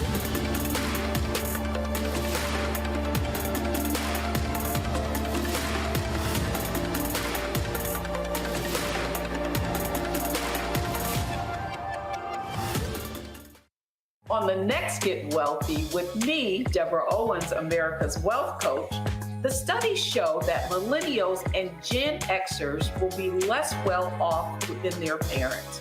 What can we do to make sure that we get to children younger and that they have the right money habits? Well, joining me on the next Get Wealthy is an author who's created a master playbook. Be willing to share some of your money mistakes, right? If that's what you have to lean on, start with the money mistakes that you have made, but don't just tell the mistake, right? Tell the lesson in the mistake. That's right here on Get Wealthy, only on Black Star Network. When you talk about blackness and what happens in black culture, we're about covering these things that matter to us, speaking to our issues and concerns. This is a genuine people-powered movement. There's a lot of stuff that we're not getting. You get it, and you spread the word. We wish to plead our own cause. Too long have others spoken for us. We cannot tell our own story if we can't pay for it. This is about covering us. Invest in black-owned media. Your dollars matter. We don't have to keep asking them to cover our stuff. So please support us in what we do, folks. We want to hit 2,000 people, $50 this month, raise $100,000. We're behind 100,000, so we want to hit that. Y'all money makes this possible. Checks and money orders go to P.O. Box 57196, Washington, D.C. 20037-0196. The Cash App is $RM Unfiltered. PayPal is R Martin Unfiltered. Venmo is RM Unfiltered. Zelle is Roland at RolandSMartin.com. Hatred on the streets, a horrific scene, a white nationalist rally that descended into deadly violence. White people are losing their damn minds. As an angry pro-Trump mob storms the U.S. Capitol, we've seen shooting. We're about to see the rise of what I call white minority resistance. We have seen white folks in this country who simply cannot tolerate black folks voting. I think what we're seeing is the inevitable result of violent denial. This is part of American history. Every time that people of color have made progress, whether real or symbolic, there has been what Carol Anderson at Emory University calls white rage as a backlash. This is the rise of the Proud Boys and the Boogaloo Boys. America, there's going to be more of this. Here's all the Proud Boys, guys. This country is getting increasingly racist in its behaviors and its attitudes because of the fear of white people. The fear that they're taking our jobs, they're taking our resources, they're taking our women. This is white fear.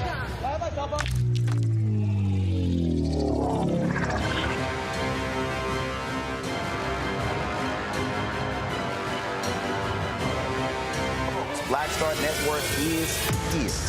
Oh, no punches! I'm real revolutionary right now. Support this man, Black Media. He makes sure that our stories are told.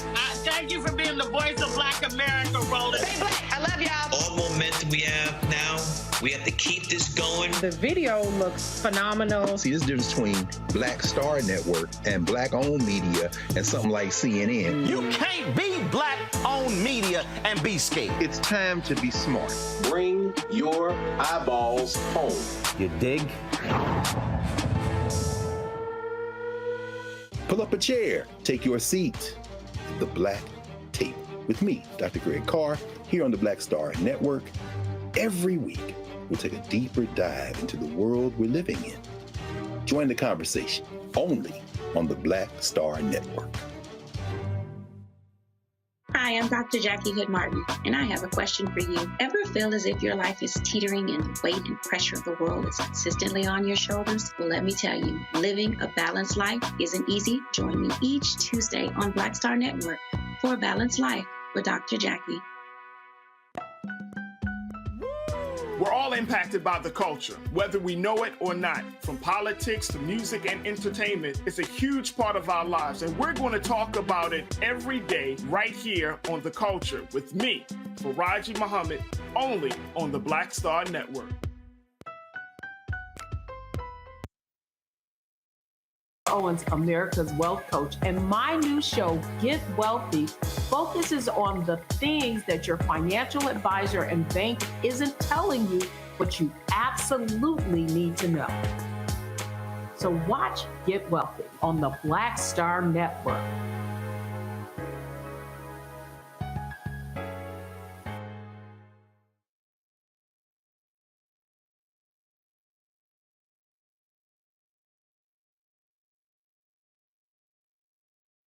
Hatred on the streets, a horrific scene, a white nationalist rally that descended into deadly violence. White people are losing their damn minds.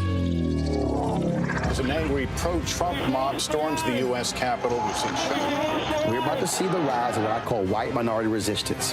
We have seen white folks in this country who simply cannot tolerate black folks voting. I think what we're seeing is the inevitable result of violent denial. This is part of American history. Every time that people of color have made progress, whether real or symbolic, there has been what Carol Anderson at Emory University calls white rage as a backlash. This is the rise of the Proud Boys and the Boogaloo Boys. America, there's going to be more of this. Here's all the Proud Boys, Dave. This country is getting increasingly racist in its behaviors and its attitudes because of the fear of white people. The fear that they're taking our jobs, they're taking our resources, they're taking our women. This is white fear.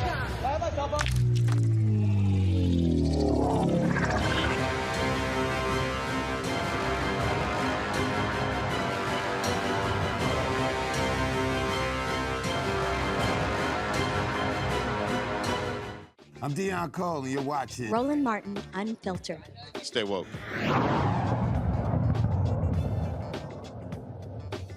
We'll discuss here today as the nation's most engaged and reliable voting bloc.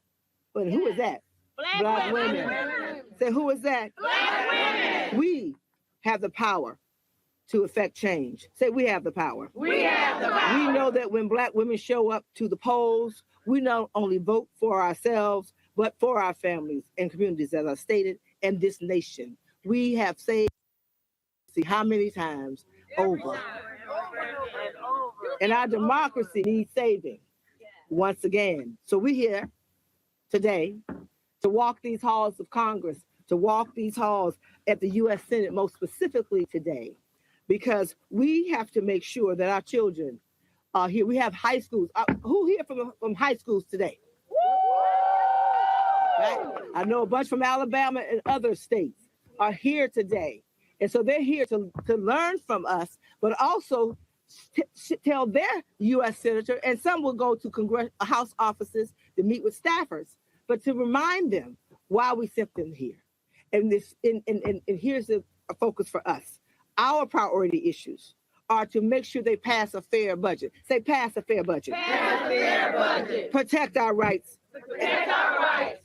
And freedoms. And freedoms. We're about making sure you protect workers' rights. Workers' rights. And make sure that all of our communities are safe with fair public safety policy. I'm gonna say it again. We want our communities safe with safe public safety policy. Safe. Not to just lock our folks up. We are here to deal with the issues of privacy. We're here to talk about and demand that they protect the safety net. And what is that?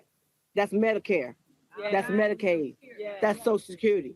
That's making sure that when you talk about having, not to have to, take care of our medicine, low cost of taking care of having to pay for medicine, not have to make choices of whether you can eat or whether you can take care and get the medicine you need. We're here about criminal justice and giving first and second chances. Right? Around that, around criminal justice reform. And at the end of the day, when we talk about second chances, we're talking about making sure that we pour into folks so that they have an opportunity to thrive in this country. And we're talking about economic security and prosperity in this nation as our priority. So this time, I will bring on some of our national partners. I'm going to call your name and you come in this order. Our sister Cleola Brown, national president of A. Philip Randolph Institute. But she, like a lot of sisters, got to wear 2 or 3 hats because they need her so much. She also is the special assistant around strategic partnerships and alliances. Did I mess that up? You got it. She helped make sure they do right with community and partner up with all of us with AFL-CIO. Then you will hear from our sister leader, Sheena Mead, who is the CEO Clean Slate Initiative. You talk about okay, of the Clean Slate Initiative, but also has been with us for years from Black Youth Vote On, and we're so proud. You have to tell mine, I tell yours. So we know we don't leave that alone, right? Thank you. And Sheila Mead, and then we'll hear from who will talk about not just criminal justice reform, but about second chances and what all that means for all of our communities. And Dr. Elsie Scott, who's the founding director of the Ronald Walters Leadership and Public Policy Center. And I say this, I don't want to hear this, Howard University. Just act like y'all didn't hear me from Howard. HU. Okay, go ahead. HU, you know, right. And then we will hear from our senator, hopefully, and then we will hear from some of our state leaders and young leaders to talk about why they're here as a part of this coalition. Cleola, Sheena, Dr. L. All right. Good morning, everybody. Good morning, everybody. Good morning. You have to be dedicated to get up and put on your go-get-em shoes to come and make sure that your voice gets heard. So I say congratulations to you before you meet with anybody this morning. You met with yourself. You met with your dignity. You met with the pride that comes with being a Black woman. Yeah. Our leader, Melanie Campbell, said that Black women have saved this country. Yes, we have. Yeah. And we gonna keep doing it, because if we don't stand up for ourselves, nobody else will do it for us. Now, let me tell you this. Workers' rights is tied in with all of these pieces that we're talking about. Because if there's anything a Black woman knows about, it's what it is to be a worker and 900 other things at the same daggone time. I'm going to try real good, and I ain't going to cuss this morning, Melanie.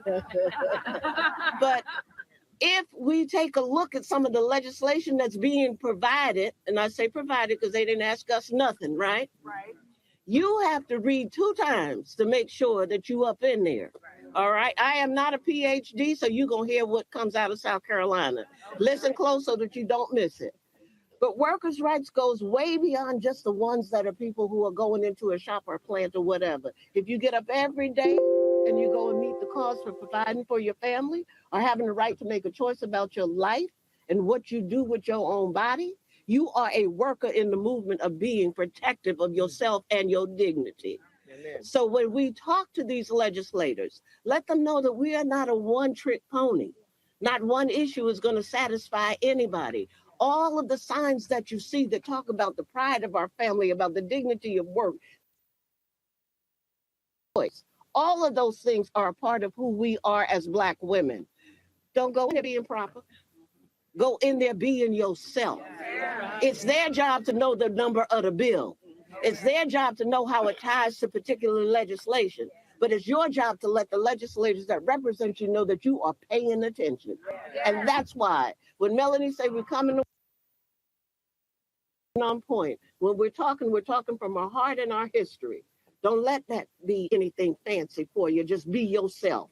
They understand that there is no question about honesty, about truth, and about dignity. And Black women got all of that. So we're going to show them that today as we do our walk. Thank you very much, Melanie, for the 2 seconds. I'm done.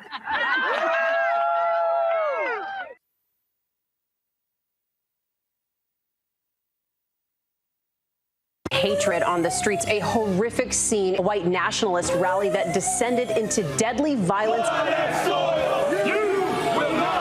White people are losing their damn minds. As an angry pro-Trump mob storms the U.S. Capitol, we've seen shooting. We're about to see the rise of what I call white minority resistance. We have seen white folks in this country who simply cannot tolerate Black folks voting. I think what we're seeing is the inevitable result of violent denial. This is part of American history. Every time that people of color have made progress, whether real or symbolic, there has been what Carol Anderson at Emory University calls white rage as a backlash. This is the rise of the Proud Boys and the Boogaloo Boys. America, there's going to be more of this. Here's all the Proud Boys, Dave. This country is getting increasingly racist in its behaviors and its attitudes because of the fear of white people. The fear that they're taking our jobs, they're taking our resources, they're taking our women. This is white fear.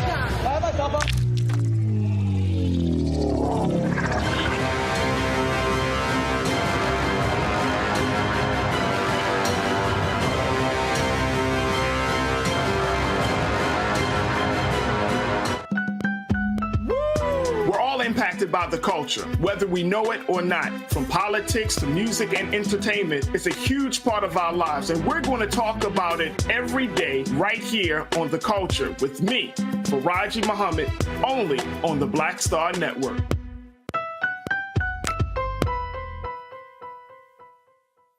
Yo, what's up? This your boy Ice Cube. What's up? I'm Lance Gross, and you're watching Roland Martin Unfiltered.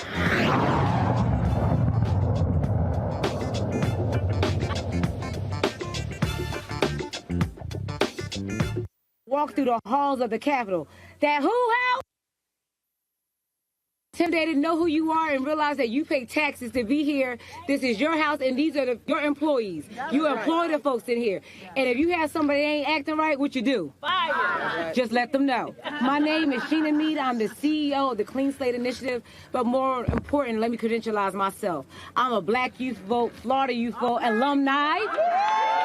I'm a Black Women's Roundtable member. Yes. I'm a contributor to the organization, and I'm coming up here as a sponsor and a leader, and I'm here. And from the South, a girl from the South. And I want to thank Miss Melanie Campbell. The dirty. We gonna talk about how dirty it is when we get up in there. But I want to thank Miss Melanie Campbell for for what she always do for Black women and girls. And again, I'm a product of the investment, the seed that was planted. I'm the manifestation in the plant that was rooted, and I'm the bud today. So I'm not going to preach and do my 2 minutes like Ms. Cleola said. So I just want to say, one thing about Black Women's Roundtable, they always show us to show up for our community, to not leave a sister behind.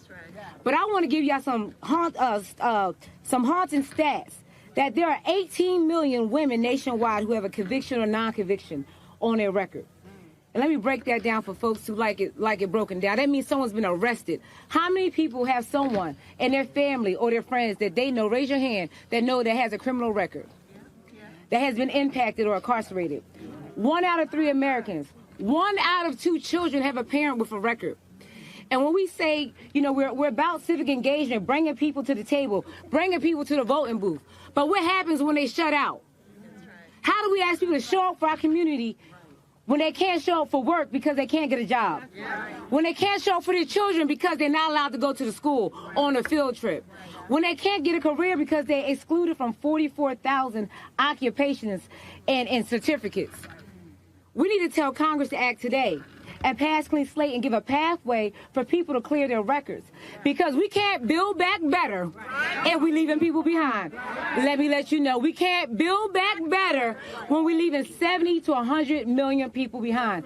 And so as you go up there today, we're asking people to share your stories in the field. Let people know that there are people that is behind that could not be here with us today because they're out there searching for a job. They're trying to figure out how they can show up for the community and their children because they have a record, and we're not going to leave them behind. Are we going to leave them sisters behind? No. Are we going to leave them brothers behind? No. So I'm asking y'all to show up and show out and talk about the Clean Slate Act and tell Congress that they need to create a pathway. Tell our administration when y'all go to the White House that we cannot build back better when we're leaving 70 million people behind. Thank you. Amen. Good morning, everybody. Good morning. I am Elsie Scott. I'm here with the Black Women's Roundtable, with the National Coalition on Black Civic Participation.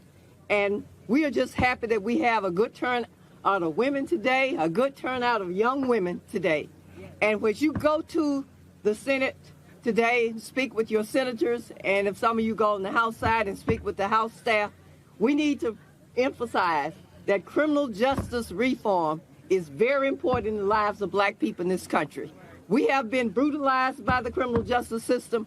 We have been the victims of poor policing. We've been the victims of aggressive policing. We've been the victim of over-incarceration. We've been the victim of sentencing acts that sent us to prison for longer times. So we want to talk about reform. When George Floyd was killed, we thought we were going to see some action here in Congress. We had the George Floyd Policing Act passed on the House side, but it didn't pass on the Senate side. We got to continue to push for police reform. And I can speak about that because I have done both sides of the policing. I have served as a deputy commissioner for the New York City Police Department and tried to reform from the inside. But I've also been an activist on the outside trying to push for police reform. So policing is a local function, but the federal government has a lot of power in terms of bringing about change in police departments. We can't just let small 20-person police departments do what they want to do, not observe the proper laws, not train their police officers properly, not select people who don't have bad records, criminal records. So there are things at the federal level we can put in standards in order to force all police departments to clean up their act, to select people that should be policing us, to get rid of people who should not be on the police department in the first time. Amen. Because there's people that cannot be trained. We can talk about police training, but I used to run training programs. But there are some people who should not be in the police department in the first place. So no amount of training is going to stop them from brutalizing communities. So I'm not going to spend a lot of time, but I do have to mention, since we're talking about women, we have to talk about domestic violence, violence against women. We must look at how we can get the system to fight for women who are being brutalized. Because as we talked yesterday, is that many women now, they have given up on the system helping them with domestic violence. We are turning to our sisters as the first responders instead of police departments. But we have to get mental health services into our cities to help black women who are being brutalized in their homes, by their spouses, by their boyfriends. But this is one of the main areas that I want to leave you with. All right. Amen. Thank you, Elsie. She got receipts. Say receipts. You know, she's very humble about what she knows when it comes to public safety. Elsie, am I correct? Were you the executive director of NOBO? Yes. You know, National Organization of Black Law Enforcement Execs. What you do in New York? Deputy Commissioner of Training. New York City. So she's not just talking. She done walked it. Thank you, my sister. I heard that the senator is here. Is that correct? Not yet. But I do know Vince Evans was here from the Executive Director of Congressional Black Caucus. If he could walk up here. Where's he at? Where's he at? Come on, push him in. No, Florida. You from Florida. Even more home trained and act like he don't know when grown folks say, come on, come on. Right. He just ignoring me, y'all. Okay, we go. Thank you. Come on up here for us. Good morning, everybody. Listen, I learned a long time ago, you do what Melanie Campbell tells you to do. She told me to be here on behalf of the Congressional Black Caucus and our members who are obviously home in their districts today, the 58 members of the CBC. Let me publicly say first what we say privately to Melanie Campbell, which is thank you. I have seen these past couple of years here on Capitol Hill and in the White House. I've seen Melanie Campbell in rooms where there are cameras and rooms where there are no cameras. Melanie Campbell is the same in private as she is in public. She's a fierce fighter and a defender. So let's give her a round of applause. I want to thank the Black Women's Roundtable for your leadership. I will not repeat all the issues that you have heard, from police accountability and public safety to voting rights to equal pay for equal days pay for equal days work for women, women's health rights. These are all issues that the Black Women's Roundtable and the Congressional Black Caucus are fighting for. We're proud to be a partner with you, Melanie, in the Black Women's agenda. I will leave on this note. Anna Julia Cooper said, when and where the Black woman enters, and the quiet, undisputed dignity of her womanhood. When and where the Black woman enters in the quiet, undisputed dignity of her womanhood, without suffrage and without patronage, there enters the entire Negro race. Black people don't enter without Black women. Thank you so much.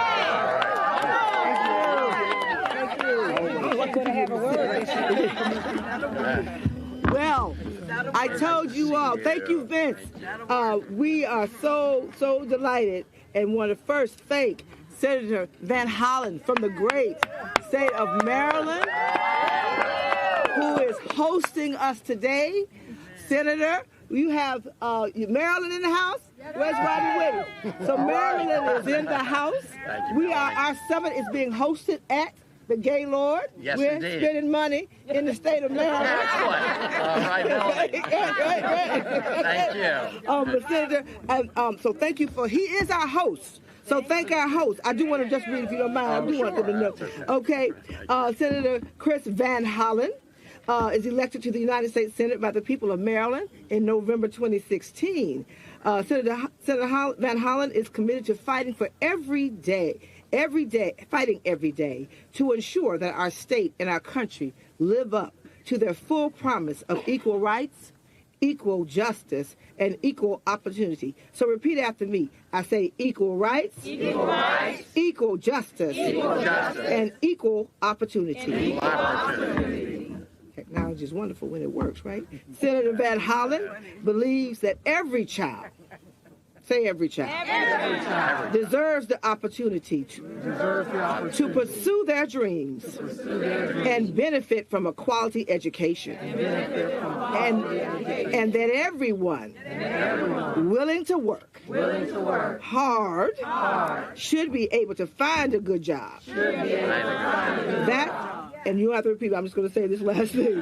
That's why his top priorities include creating more and better jobs, strengthening small businesses, and increasing educational and job training opportunities for individuals of all ages in every community. Senator Van Hollen, tell us what you want us to know. Thank you. Thank you. Thank you. Thank you. Thank you, Melanie. It's great to be here with you. It's great to be here with the Black Women's Roundtable and with the National Coalition on Black Civic Participation.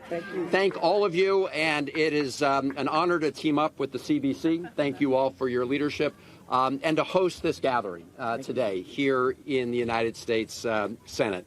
I just wanted to come to thank you, to thank the coalition, to thank the Roundtable for all the work that you've done over so many years, I think 12 years now, in terms of advocating to make sure that our country does live up to the promise of equal rights and equal justice and equal opportunity, and to make sure that we have an equitable society where everybody gets a fair chance, and that we also make sure that everybody has that opportunity to have a good job and a good paycheck. And when it comes to women, we have to deal with the equal pay for equal work issue. I want to thank all of you, because Black women have been at the forefront of the fight in our country for justice and liberty since the earliest days of our country. I just came from my office in the Capitol, and on my wall there hangs the portrait of a great Marylander and a great American, Harriet Tubman. And we are fighting to make sure that Harriet Tubman has her rightful place on the $20 bill. And we in Maryland are working very hard to get a statue of Harriet Tubman in the United States Capitol. So I want to thank all of you for carrying the torch that has been carried from Harriet Tubman to so many other Black women over the years, because you, when it comes to casting your votes and calling for change, you are the ones who have moved our country forward. I want to thank you for what you did to help make progress possible over the last 2 years. And we did a lot together, including ensuring that we have the first Black woman on the Supreme Court of the United States. Justice Ketanji Brown Jackson. Ketanji Brown Jackson. That was made possible because Black women and voters around the country came together to elect a president and a vice president who made justice and equity a priority in the United States of America. And that, of course, gets to the fundamental issue of voting rights. Because what we know is that as we gather here, there are state legislatures around the country that have already enacted and are in the process of enacting laws to erect barriers to make it harder for people to vote, especially to make it harder for people of color and younger people to cast their ballots, which is why we need, as you have called for, a national law to protect the right to vote across the country. That is the John Lewis Voting Rights Act and the Freedom to Vote Act, because we shouldn't have different standards. The standards should be everybody, every citizen should be able to have access to the ballot box without having to jump over a lot of hoops or stand in long, long lines that are specifically designed to make people get tired of voting. Now, black women have never gotten tired of voting, but there's no reason that people should have to jump over extra hoops to exercise their right to vote in the United States of America. And we have to deal with issues of public safety. We need to get these weapons of war, these semi-automatic assault weapons, off our streets and have common sense gun safety laws. And we need to make sure that we have criminal justice reform and end the national scandal of mass incarceration in the United States of America, and have constitutional policing and pass things like the George Floyd Justice and Policing Act. So we have a lot of work to do, including on the education front, including on the health care front. And I just want to end with this. We made progress in the last 2 years. We've helped lower the cost of prescription drugs for people on Medicare, including insulin. But we have a lot of work to do that across the country. And, of course, deal with women's maternal health, especially black women's maternal health. And so we look forward to working with you to make sure that we have an equitable health system, equitable education system. And, of course, in terms of speaking of the Supreme Court, there's the good news from the court, Justice Jackson. There was the bad news, of course, from the court, which was overturning Roe v. Wade. And as we speak, we also know Texas and other states are making it harder for women to exercise their reproductive freedom and reproductive rights. So whether it's health care, education, public safety, all these issues, we have made progress in the last 2 years, but we got a long way still to go. So I want to thank all of you, because you are the engine, you're the fuel that helps move this country forward. And I'm grateful for all you do and look forward to continue to work with you in Maryland and around the country for years to come. And for all of you who aren't from Maryland, come on over. We'd love to have you in Maryland. Take care and God bless you. Thank you, Senator. Maryland is in the, what are Maryland people? Come on up, Maryland, so we can get it. All right, Maryland. Come on over. Where's Robin? Did she step away?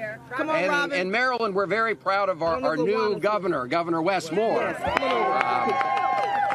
okay. And then while we're coming up, I did want to make sure any Marylanders that come up want to get a photo with him before he leaves. But what I want to also let you know, and I forgot to say this, our honorary chair is someone I know you know pretty well, and that's Prince George's County Executive, Angela Ulsterbrooks. Right, is our She's amazing. Chair, and we've been over there for 2 years. Angela Ulsterbrooks is an amazing county executive. Worked very closely with her. In fact, they just got a note from her this morning. She's doing so she's doing a great job. All right. Thank you. But can we give our we're gonna say our senator, right? A round of applause. Thank you so very much again for hosting us. And I think folks are coming to see. And I will say, anyone from the District of Columbia, we need statehood for the District of Columbia. We need democracy and self-determination for the people of the District of Columbia. All right. Thank you very much. Thank you so very much. All right. Yeah. Take the hill. We'll see you in the office. And then y'all can go take a picture. Yeah, y'all can go take a picture with her. Yeah. Okay. Thank you again, Senator Van Hollen. And so we're going to have some quick remarks. Because we want to make sure that folks don't miss their appointments. We're doing it good on time. Say we're doing it good on time. So this next wave of folks, there's quite a few, because we want, when the state leaders come up, make sure you bring your Black You Vote coordinator if you have one with you, so that you all can share in your comments. But we're going to start with some of our policy leads with the coalition. Jocelyn Tate, who's our senior policy advisor, tech policy advisor, and all things policy advisor, quite frankly, who has an exemplary record around issues around technology and tech policy and how that impacts. We talk about equity and opportunity. She in there fighting the fight and represents us on the FCC Advisory Council. Am I correct, Jocelyn? Jocelyn Tate will come up to talk about our priority issue around privacy. Following Jocelyn, you will hear from Carol Joyner, who is with Family Values Action. Did I say that right? Executive Director for Family Values Action, who is our sister and partner. All are members of Black Women's Roundtable as well, who will focus on economic security, specifically issues around paid family leave, and also weigh in a little bit on equal pay and how important that is. Following her, you will hear from Cassandra Welchin, who leads the Mississippi Coalition on Black Civic Participation. Mississippi Black Women's Roundtable, has been a fighter in the state of Mississippi around issues around economic justice and opportunity for Black women and our children, deal with issues of child care and many, many other things. She will focus on reproductive rights and equal rights. Following her, Helen Butler, voting rights, and I think you have Mary Pat Hector with you as well, and then Honorable Sheila Tyson, who will focus on from the great state of Alabama, who leads Black Women's Roundtable in Alabama. Helen Butler, I forgot to say her title, Executive Director, Georgia Coalition for the People's Agenda, and Georgia Black Women's Roundtable, and the Georgia folks could come up at that time. So if you're here, when we call your state, y'all come up and y'all do that together, and then we have other states that we'll call on accordingly after that.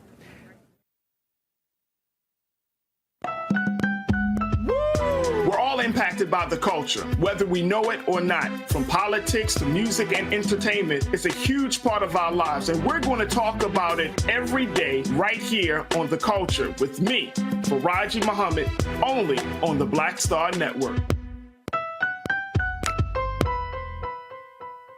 Hey, I'm Donnie Simpson. What's up? I'm Lance Gross, and you're watching Roland Martin Unfiltered.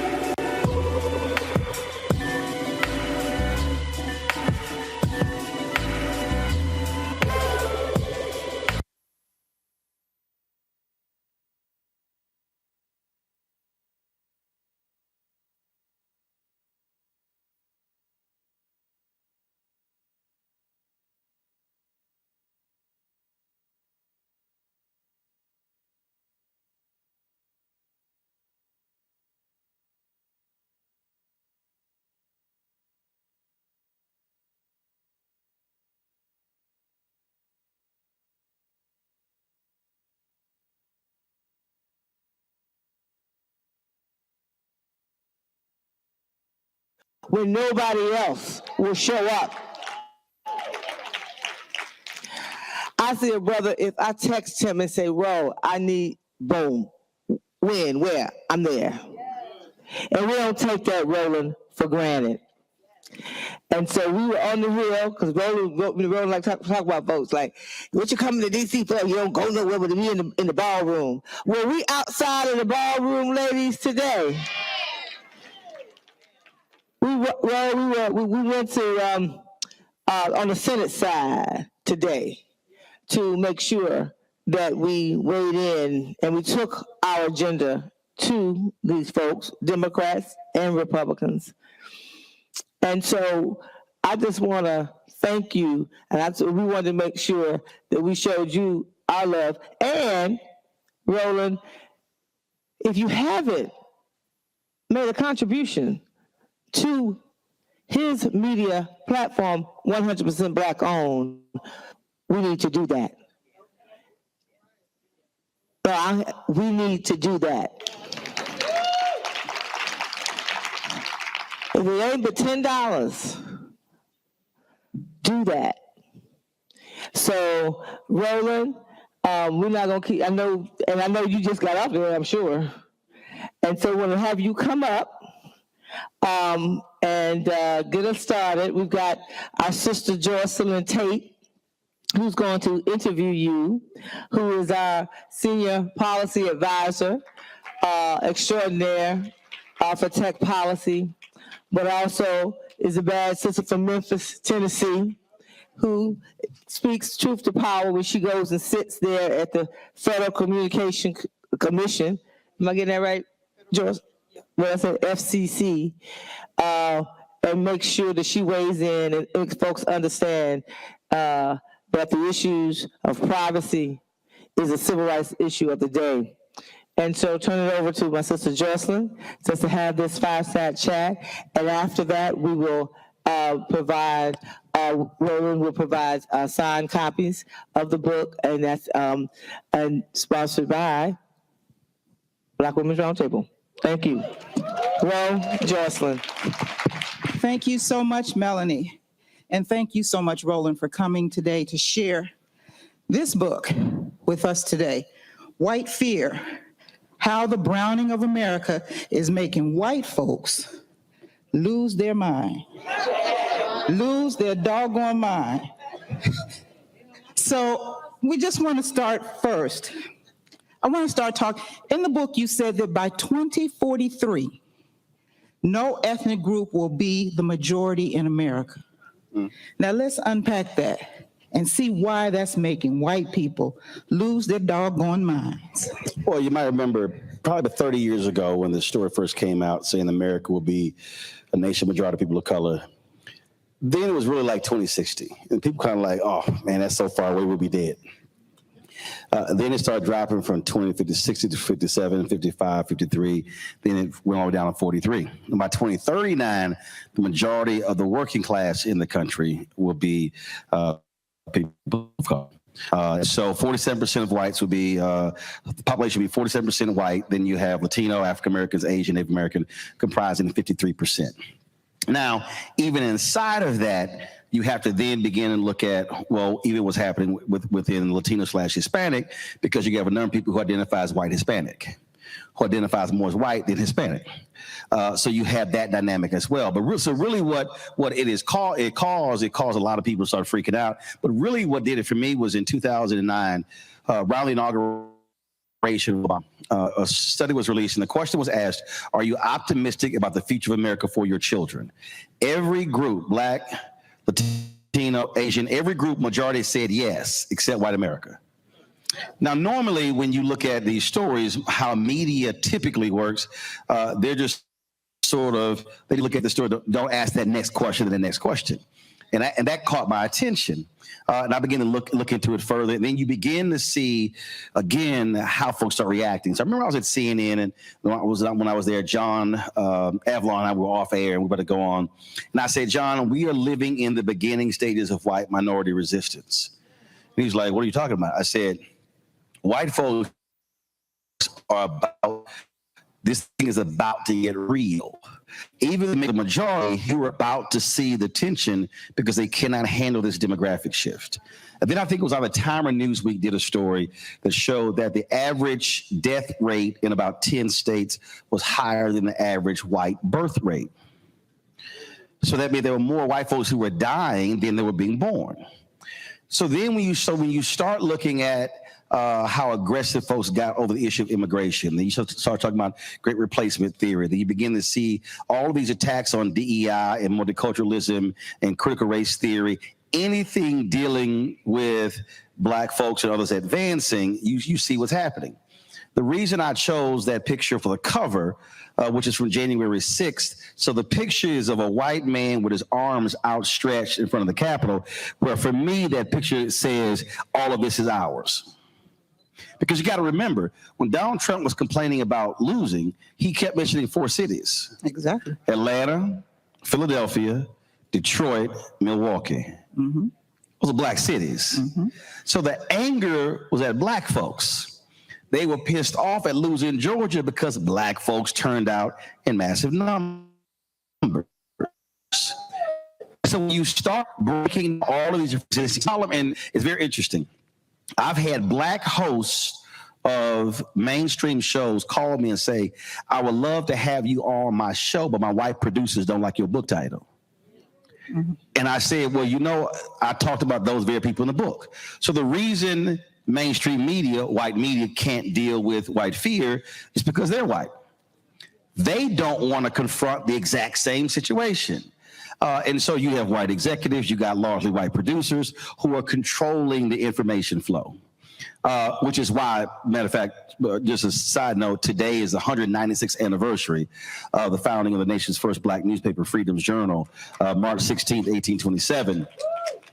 Which they said in their third paragraph, we wish to plead our own cause, too long have others spoken for us. So this is a perfect example of why you have to have black-owned media, because even white media does not want to confront this. That's why in 2016, they kept talking about economic anxiety. And that was always the dumbest thing to me, because I was kind of like, well, if you look at numbers, black folks are broker than anybody else. So hell, we should be the most, have the most anxiety about the economy. Mm-hmm. But they kept focusing on that. And really what that was about was all of these white folks were, I'll never forget, that was a story. And this white guy was complaining that he wished they could go back to the days of when he could just call his boss to get his son hired. And I was laughing at the story because what angers them is that they now have to compete. Exactly. And so when you start looking at that, academics and everything else, that's really what's been pissing them off, that they now have to compete. The nation that they used to control, they now can't control it the same way. And that's the underpinning of so many different things, and media does not want to get at the heart of it. And I've literally been discussing this since 2009. And so, and in predicting what's about to happen, so all this anti-CRT stuff, the tax on DEI, saw it all coming, and too many of us were actually falling asleep without realizing that they are trying to solidify power for the next 50 to 100 years. And so let me put this on the table. Remember, there was a 35-year-old white woman that Trump and McConnell appointed as a federal judge. She was 11 years removed from law school. Okay, had no business being a federal judge. Mm-hmm. If she retired at the same age or past that woman will be on the federal bench until the 2069. 2069. And so that's why when I'm trying to explain to our folk why you can't act like Judge Ketanji Brown Jackson is no big deal to the Supreme Court, and the federal judges, the black federal judges that Biden has been appointing with the Senate Democrats is no big deal, because these white conservatives are looking at how can we control every level of power for the next 50 to 100 years, which means that when you get to 2043, they might, yeah, y'all got numerical numbers, but we still have power. And my fear is that we will be like South Africa. We will have the political power, but they will still control the economic power, the judicial power, and still control the country.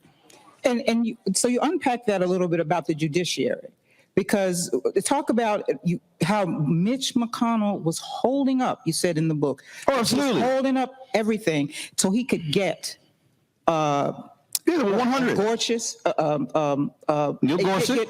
All of the conservative white judges on the and they bench. were real clear. They were real clear. He gave an interview with Sean Hannity where they said, we are going after young judges. The judges were 35 to 45. Mm-hmm. If you were 55, 60, you didn't have a shot, because they wanted folks who would be there at least 30, 40 years. Mm-hmm. And see, this is where Democrats, progressives, and black folks were completely asleep at the wheel, not just on the federal level, but you take the state level. I was just, literally I just walked off the air. And in 2020, there was an increase of 4% of black voters in North Carolina, from 64 to 68% from 2016 to 2020. Okay, now that's great. But if you go back to 2008, look at how black turnout was. The reason Obama wins North Carolina by 14,100 votes, because you had massive black turnout. Of course, they then put in place massive voter suppression, voter ID to bring the number down. You had Moral Mondays, repairs of the breach, Poor People's Campaign fighting to bring it back. But here's what happened in 2018. Sherry Beasley loses by 400 votes on the North Carolina Supreme Court. She was Chief Justice. Now, you might remember, Democrats took over the Supreme Court. That's how they ruled against racial gerrymandering, against voter ID, in which fought a lot of that back. She loses by 400 votes. Had she won, Democrats would have a 6-1 advantage of the state Supreme Court. It went down 4-3. 2022, they just lost one of those seats. Republicans now control the state Supreme Court 4-3. What did they just do? The courts issued a ruling in 2 cases, a gerrymandering case and a voter ID case 6 months ago when there was a Democratic majority. Now that they took control in January, they're going to rehear those cases. So now you're talking about, because again, they understand that with 3 branches of government, legislative, executive, and judicial has the final say so. Mm-hmm. So while folk have been sitting here worrying about who's going to be in the White House, who's going to be in the Senate and the Congress, they've understood if we control the courts, it matters. That's why that special election in a few weeks in Wisconsin is so important, because if the white woman who's running wins, that court flips. Now that court flips, they now can rule against gerrymandering. Now that completely changes the makeup of the courts in Wisconsin. And so we have to understand they have been plotting this because they've been pissed off since Brown versus Board of Education. They were angry with the appeals court in the Fifth Circuit, who was really making all the different rules coming through the civil rights movement. So that's really what the Creation of Fairness Society is. And so they are sitting here playing a long game. Folks were talking about, oh man, even Biden was saying that things are gonna get back to normal when Trump. I'm like, no, player, things are not getting back to normal when Trump is out. The Republican Party of Trump is the Republican Party. And so what we have to understand is we are simply not even maximizing our numbers. There was a massive drop-off in South Carolina in the last election of black voters. Mm-hmm. You look, Warnock only won by 95,000 votes. Okay, and let me be real clear. If it was not for the third-party groups on the ground, he would have lost. Let me be real clear. Because his campaign, I know, because his campaign was weak as hell. They were not doing what they were supposed to do. They had not put any money in any black newspaper until late September. Now they don't look like, I ain't got a problem, because they even try to come to me with small money. I tell them to go to hell. You're not gonna sit there and play me small. And so we have to. And so what I was just on the Breakfast Club yesterday trying to explain. I'm like, look, if we are voting at 65 to 70% of our numbers, we sweep seats statewide. If you got 500,000, and when I'm bringing down white fear, so here's a perfect example. Anti-CRT, many of us were asleep. That propelled all them white folks to the ballot in 2020, 2021. In South Carolina, Moms for Liberty, that crazy right-wing group, took over 10 of the 14 largest school districts in South Carolina. What did they immediately do? Start firing superintendents. Start changing curriculum. That's black folks. Yep. So we have to be in a constant state of educating and enlightening. We keep telling folk vote. You can't vote unless you register, but you can't register unless you enlighten. You can't be enlightened unless you get educated. And so right now, we have to be engaged in an aggressive education and enlightenment campaign for next year to walk folks through, because they are executing their strategy. What Ron DeSantis did in Florida by attacking the AP curriculum, that was the strategy. The story came out now. Here's what the next deal is. Right now, the next attack isn't the history class, it's social studies. One of the book publishers said they went through the books and tried to remove race as much as they can, even when it came to Rosa Parks, for fear of violating the law that they passed. So then what did he do next? The DEI piece. What happened? They hit in Florida, then Texas picked it up, then North Carolina picked it up. So they are using the power where they control state legislatures to enact these policies, because they do not want to see the advancement of African Americans and Latinos. And that's what's going on. And the reason media is so important is because that's how you're able to change hearts and minds. And so too many of us are listening to black radio and laughing and giggling. Mm-hmm. And not being educated. And then when the stuff goes down, like that bill in Florida, I got some fools say, oh, Florida, knowing to black fraternities, it's fraud. He was wrong. And I told this fool to stop tweeting, because you know what the hell you're talking about, because I call the black legislators in Florida. The bill was written in such a way that it could impact them. You don't give them that sort of leeway because they are specifically writing the laws to eliminate as much of our power as possible because, and here's why the attack on the D9 is so important, because the Divine Nine, out of all the black institutions we have, is the most sophisticated and vertically and horizontally integrated. We're international, national, regional, state, grad chapter, undergrad chapters with programming impacts K through 12. And we are, other than the black church, we are self-funded. So if you attack it, so they are attacking our pillars. So if you attack the pillars of the black community, then you are in position to simply attack us in every other way. Now, you talked about how this strategy, because this strategy is real. White people are afraid, and they're attacking and they are using the judiciary strategically. They're using voter suppression strategically. They're using education strategically. Now, you talk in the book about the Black Republicans. How are they being used strategically? Well, it's very, look, right now you have the largest number of black Republicans in Congress that you've had since the 1800s. And so what is happening there, you got John James, who's elected in Michigan. You've got Byron Donalds, who's in Florida. Of course, you got Tim Scott. And so what they then say is, oh, my goodness, you can't call us racist because therefore we have these black Republicans. And so they are also living in denial about exactly what is going on. And so you got the brother who's lieutenant governor in North Carolina who's talking about running for governor as well. And so and the thing for me is, let's be real, this for me, it's not a question of who's blue, who's red, who's Republican, or who's Democrat. The question is, where do you sit when it comes to the policies and how they impact people? A Michael Steele black Republican is different from a Byron Donalds black Republican. Mm-hmm. But we've known black Republicans all our lives, but the Ed Brooke black Republicans, for the most part, do not exist anymore.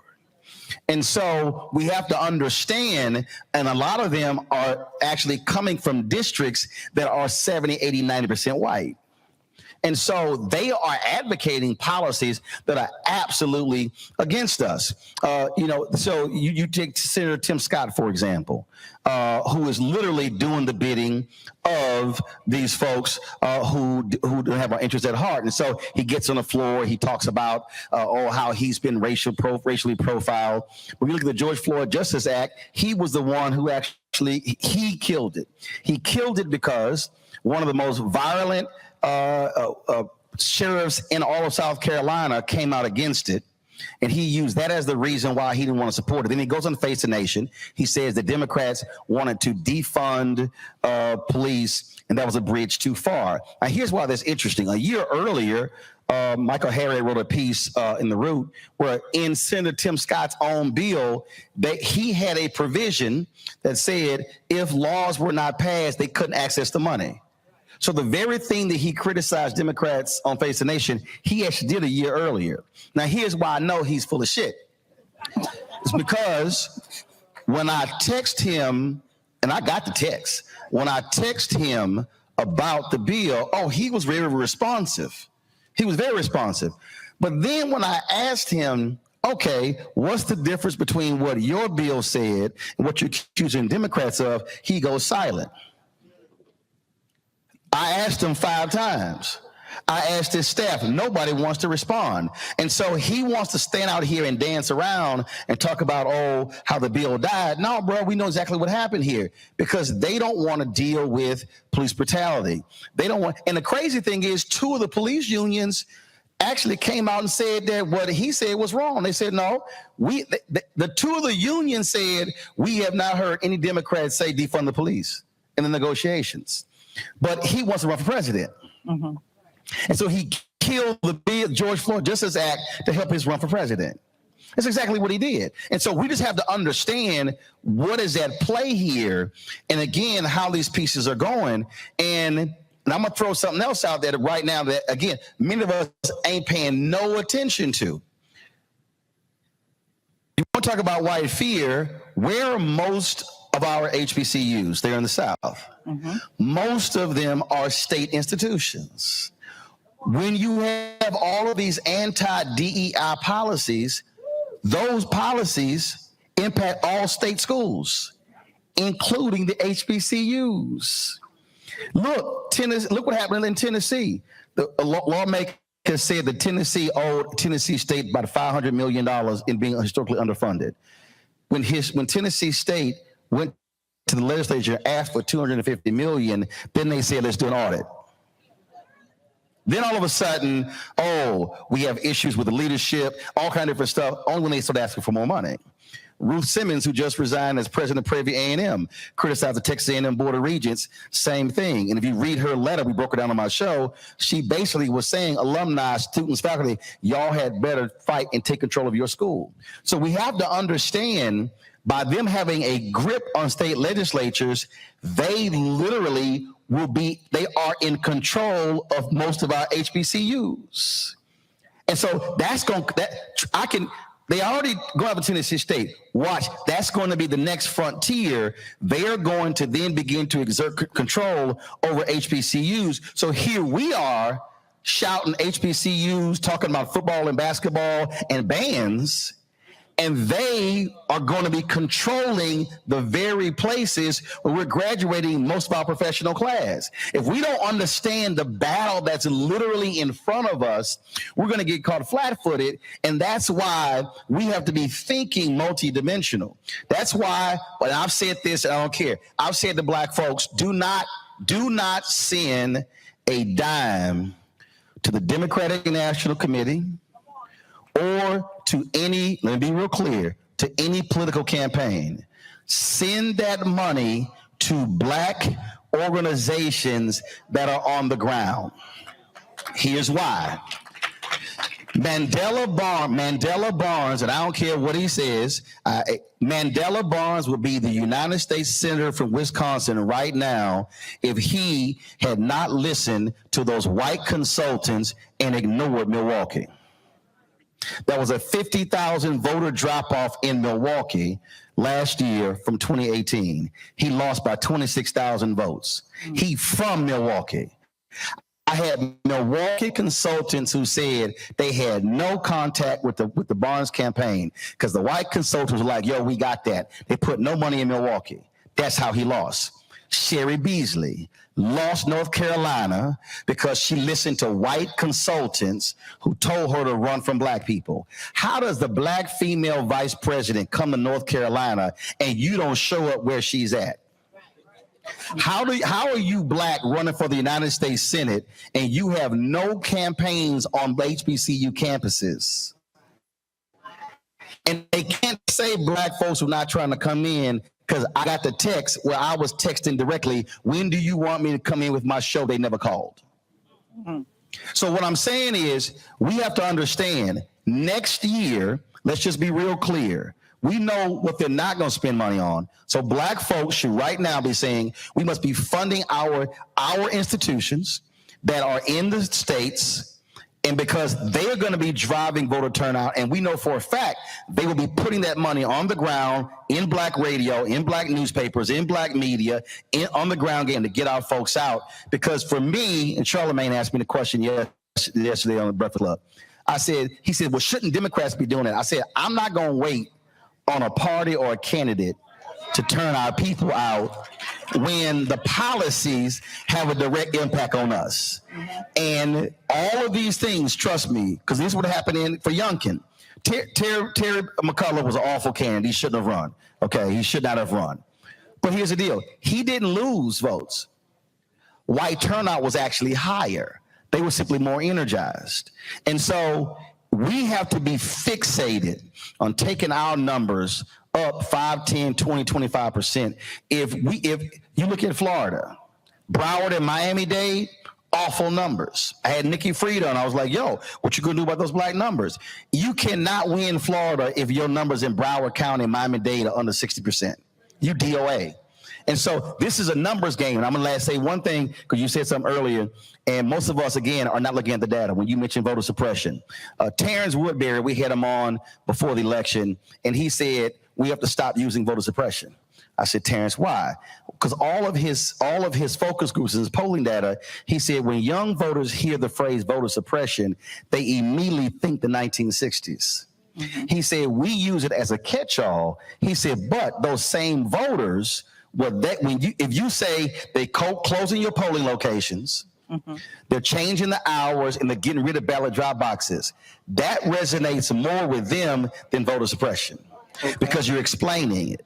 Then what he also said is, he said the numbers don't lie. When black voters are told your votes will make the difference, they are more likely to vote than just saying you have to vote. So the language that we use, we have to change the language in communicating with our folk to get them to understand why they must turn out. Because next year, trust me, the right, Axios did a story. They have a working group as we speak, laying out a plan of action where they looked at everything Trump did and they said, this is how we're going to do it next time. And they literally plan to fire several thousand government bureaucrats, workers, folks who of course, remember, we disproportionate government workers. Right. They are looking to fire them because they say, this is where we messed up last time. We're not going to mess up this time. So allowing them to get anywhere near the Oval Office will be absolutely catastrophic to black people. Now, you mentioned in the book so we do a lot of voter work, voter mobilization. So it's very good that you said, that you told us about, we need to change the term. We can't use voter suppression. That's not resonating. Yeah, so it's in his data. He's in the data. So this is what we've got to do as we get ready to do our voter mobilization work. We can't use terms like voter suppression. We've got to. So we'll be looking at that because these women are on the ground in the states. So we need to do what resonates with our communities. Now let me go to another point where you're talking about the upcoming election. You said in the book, too, you cannot separate Trump from the Republican Party. That was the stupidest thing Hillary Clinton did. That was the stupidest thing. I was like, what the hell are you doing? I'm like, he's a GOP nominee. Because see, and Biden did the exact same thing when he kept saying that he thought everything was going to return back to normal. I was like, what are you doing?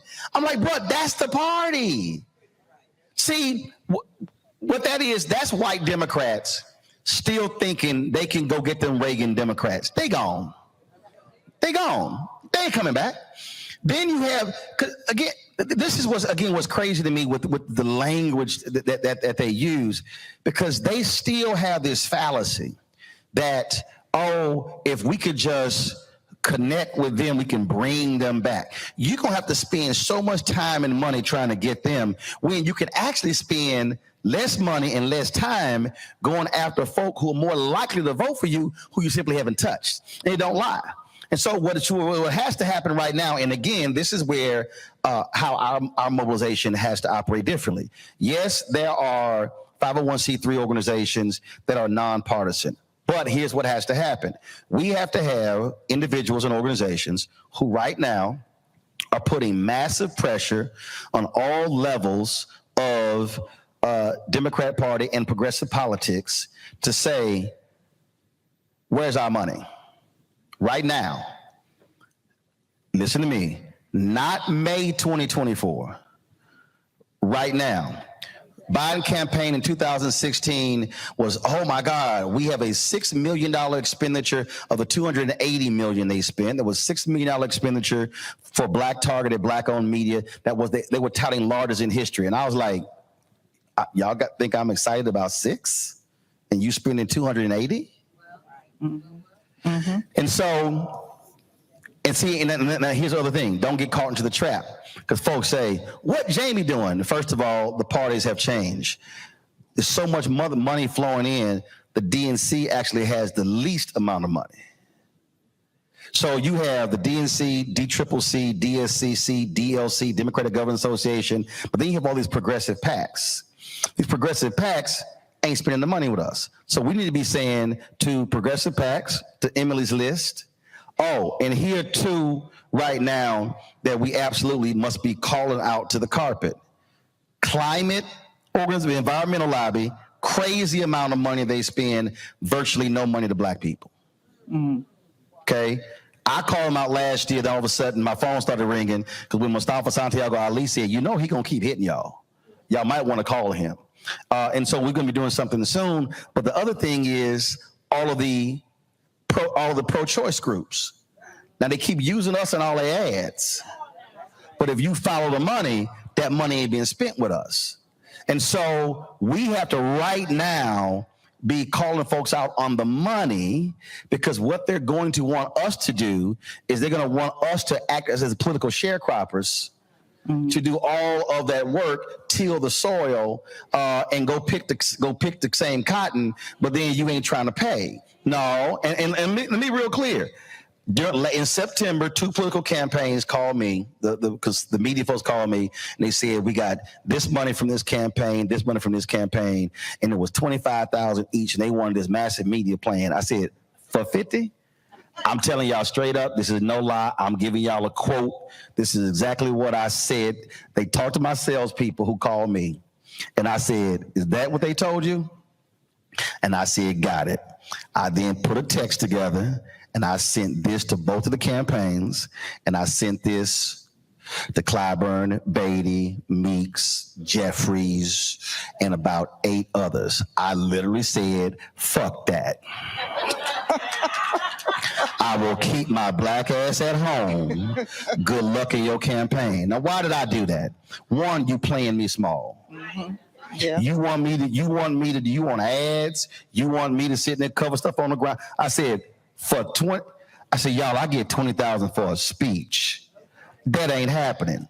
And they were like, oh my God. I said, no, that ain't happening. Not when I know for a fact. And see, understand how media works. Sinclair Television announced in their 4th quarter, they did $340 million in political advertising in all of their local TV stations. $340 million.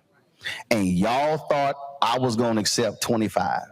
During the Biden campaign, brother they had called us, who had no business even talking to us because he had no understanding of media. He literally said, I can take $20,000 and give it to 4 black newspapers and they'd be happy. He said, we ain't them. Oh my God. And they said, here's 100,000. We said no. Then they said, here's 200,000. I said no. They said, final thing is fine. We're doing 300,000 advertising. That's it. I didn't answer for 2 weeks.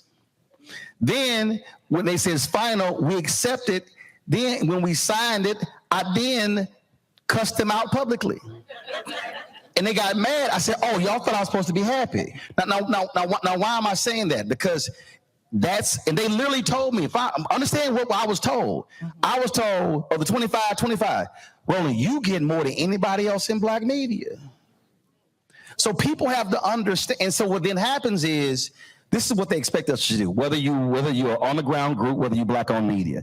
They expect us to shut up, suck it up, take the crumb, and treat the crumb like a meal. No, a crumb is a crumb. I'm going to call a crumb a crumb. And so we have to say this stuff in real time. So I've been putting everybody on notice. Everybody. White House playing games when it comes to getting interviews and getting FaceTime with the president. I was like, cool. Well, I know who y'all gonna need next year. Right. And so you can play games with me right now. You can do the gatekeeping, but I'm telling you what's gonna happen next year. And I will purposely not talk about you. See, we have to learn, and that's what I'm saying now. We have to be making a level of demands now. And then make it clear, don't come to us with small money. Because he only won Georgia by 12,000. He barely won Arizona. He only won Pennsylvania by a little more than 100,000. Did not win Michigan by many. The margins are going to be small in 2024. So every black vote is going to matter. And so, like my man, that great financier said in American Gangster, I'm going to get that money. Because if you ain't having a money conversation, you are not having an American conversation. Exactly. Oh, I'm getting the signal. And I know y'all think I didn't cuss them out, but I did. I can show you the text. I sure did. We believe you. I sure did. We believe you, Roland. Sometimes folk don't understand language except some other kind of language, like, okay, so y'all want to roll? Gotcha. Thank you, sir. We believe you. We believe you. We have no problem believing that you did that. I'm telling you, follow the money. Well, Roland, thank you so much for spending this time with us. I'm getting the hook here that our time is up. What? Girl, you got 2 more questions. Don't worry about Lon. Go ahead and ask your other 2 questions. Don't worry about him. Lon ain't running nothing. Go ahead and ask your 2 questions. Or we're going to take 2 questions from the audience. Don't worry about Lon. Questions from the audience. We ain't worried about Lon. Does anyone in the audience have any questions they'd like to ask? Right over there. Oh, okay. Is there a microphone? Okay. Well, we are. Catherine Hicks, I got you. We're streaming, so we need the mic so that the people that are watching us. We also streaming this on the Black Star Network right now, so. Thank you. I'm Catherine Hicks. I'm from Philadelphia. I'm the president of the NAACP chapter in Philadelphia. And I also own a Black publication, the Philadelphia Sunday Sun. So what you are saying is very, very important, and it resonates especially with the elections that's coming up. So my question is for right now, I guess, for the presidential election coming up, Biden is running again. Is there something that we should be doing or even looking at as far as another candidate? Because again, you were saying that voter turnout is probably going to be less. And if Biden is not the choice of everyone. Yes, he is. What? He's going to be a nominee. Yes. No, he's going to be a nominee. Yes. So it's going to be him and it's going to be a Republican. Again, barring anything health-wise or anything else, as of right now, he's going to be the nominee. Marianne Williams is not going to be the nominee. Yeah, just not. She I don't know how many votes she got last time. That ain't happening. No. Yeah. But what has to be happening though is we have to be making a level of demands. The greatest time to ask for stuff is when somebody's running.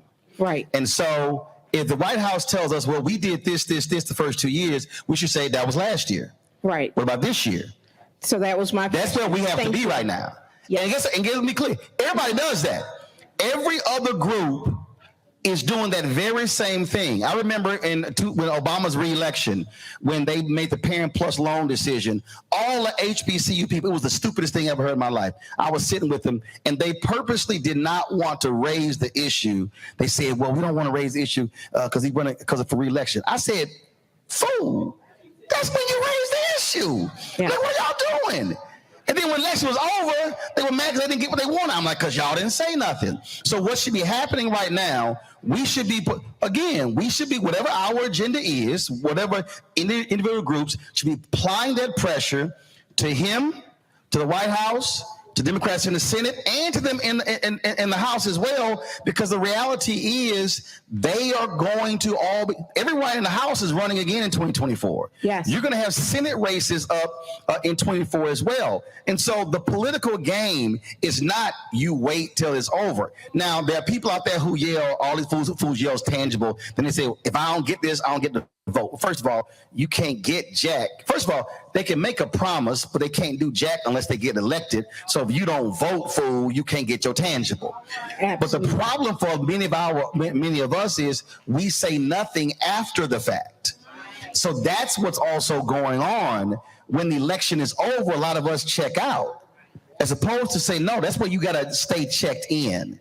Yeah. And so that's why this group is important. The mobilization is important because too many of our groups are waiting after the fact, and then we waiting for something to blow up, then go, oh, let's show up. I have been saying for years all across the country, you take the D9 for an example. At the Divine Nine, and I talked to the AKs, Eastern Regional, just a couple of weeks ago. I said this to the Alphas, to the Deltas, to all of them. In every city, each fraternity and sorority should say, okay, this month, y'all going to the city council meeting, y'all going to the school board meeting, y'all going to the county commissioners meeting. Then you rotate the next month. First of all, it's 9 of them. Each one of those entities are only meeting 10, 11 times a year, so you probably only going to go there 1 or twice. But what has to happen is we have to be using our organizational power to be able to change the problem that we have. And let me be clear, you belong to many organizations. The fundamental problem that we have is on the political issues that we face, all too often, collectively, alphas, AKs, deltas, omegas, sigmas, iotas, zetas, kappas, everybody, and Eastern Star, and Prince Hall Mason, and Links, and many church organizations are quiet. This is what Dr. King said in Where Do We Go From Here, Chaos or Community? He said there are 4 institutions that are prime positioned to liberate Black America. He said the Negro Church, the Negro Press, Negro fraternities and sororities, and Negro professional organizations. That's what he wrote in Where We Go From Here. Now, this is also in how he unpacked that. He said, and I quote this all the time so I can pretty much do it without reading it. He said, there are still too many Negro churches that are so absorbed in a future good over yonder that they condition their members to adjust to the present evils over here. To media, too many Negro newspapers have veered away from their traditional role as protest organs, agitating for social change, and have turned to the sensational and the conservative in place of the substantive and the militant. Too many Negro social and professional groups have degenerated into snobbishness and a preoccupation with frivolities and trivial activity. But the failures of the past must not be an excuse for the inaction of the present and the future. And so when I look at right now, corporate America making $50 to $60 billion in commitments in the wake of George Floyd's death, and then what has happened in the last year? 36% of all DEI jobs have been wiped out. 75% of all DEI jobs are white folks. DEI jobs. And so here's the question I have for the Executive Leadership Council, which is an organization made up of corporate America. Why in the hell aren't y'all being more vocal about that $60 billion in commitment from corporate America, but y'all spend more time posting job appointments, but you're not advancing that? The point of Black organizations is to organize. If we are so preoccupied with what's happening on the inside of our groups, then we ain't fighting for the advancement of Black people as a collective. So that's how we have to challenge Black organizations to actually do more. Okay. You heard it right here. We have to challenge our organizations. We have to do that. And I'm a life member of Alpha, and trust me, I got the last 4 presidents on speed dial. They know I ride them. Look, I call out the boule at our convention. I said, how in the hell we here? I ain't got a problem. What they want to kick me out? Knock yourself out. I literally said to Sigma Pi Phi, how in the hell are we here in the Bahamas and we got an election in November, we got all these damn parties going on, and we don't have a single public policy session, and we got people sitting in the office who are running for office? Come on now. They were like, come on. And I was like, I said, don't invite me next time then. But that's part of the deal. We have to be willing to challenge these groups, because why do you exist and you spend 12, 14, 16 hours on meetings? And I'm like, I don't know what, my wife a Delta, I don't know what the hell they be meeting. They ain't got that much internal business. And the same with Alphas. I'm serious. We have to ask ourselves, what are we doing with our organizational power that's outside of the walls of our organization? Otherwise, all we're doing is meeting for a good time. All right. We got one more question. Where the microphone? Who got it? Oh, okay. Come on, Doc. You got to be up front and present. You can't be walking way back there. Over there. See, over there. Is that? Clearly, you did not grow up watching Donahue. He's like, I have no idea who Phil Donahue is. Hello. My name is Nashana Kess. I am the second vice president for the NAACP in Baltimore, and I am also the bassist of the Alpha Alpha Sigma chapter of Sigma Gamma Rho Sorority Incorporated. So what I wanted to ask is 2 questions. One is, I have a friend in Dauphin County, Pennsylvania. She is running for a judge seat with the Court of Common Pleas. Her name is Latasha Williams. So anybody in Pennsylvania, please keep an eye out. She ran 2 years ago. One of the issues was that we did not get out and vote. Harrisburg did not get out and vote. She would be the first Black woman sitting on the Court of Common Pleas, but we can't get people out here to vote. Because they have no clue what the Court of Common Pleas is. Okay. So what happens in elections, again, this is where, remember I said, education and enlightenment. Look, the average person, Black, white, they are not us. They are not well-versed in all this stuff. They just like, we ain't got no clue. So Joe Madsen has a great phrase, you got to put it where the ghost can get it. We have to break it down in a way. So the question is, what does the Court of Common Pleas do? And so when you're talking to folks, because what's her name again? Latasha Williams. Okay, so here's what happened. Folks probably going around, we need you to vote for Latasha Williams. They're going to say, okay, who Latasha Williams? Oh, she's running for this. Okay, I don't know what that is. Because if you look down ballot, those positions are the lowest vote totals. What we have to say is, again, I don't know what that court does, but let's just say, so why have things changed with district attorneys? Because folks said, the DA actually has a direct impact on mass incarceration than any judge. The DA comes before the judge. So the reason you now have more progressive DAs, because we started changing the language on why you got to vote for the DA. And so for the judges, what we have to say is, this is what these judges do. They deal with these cases, these cases, these cases. That's why we need this system on the court. I guarantee they're going to look at you and go, that's what they do? Most people have no idea.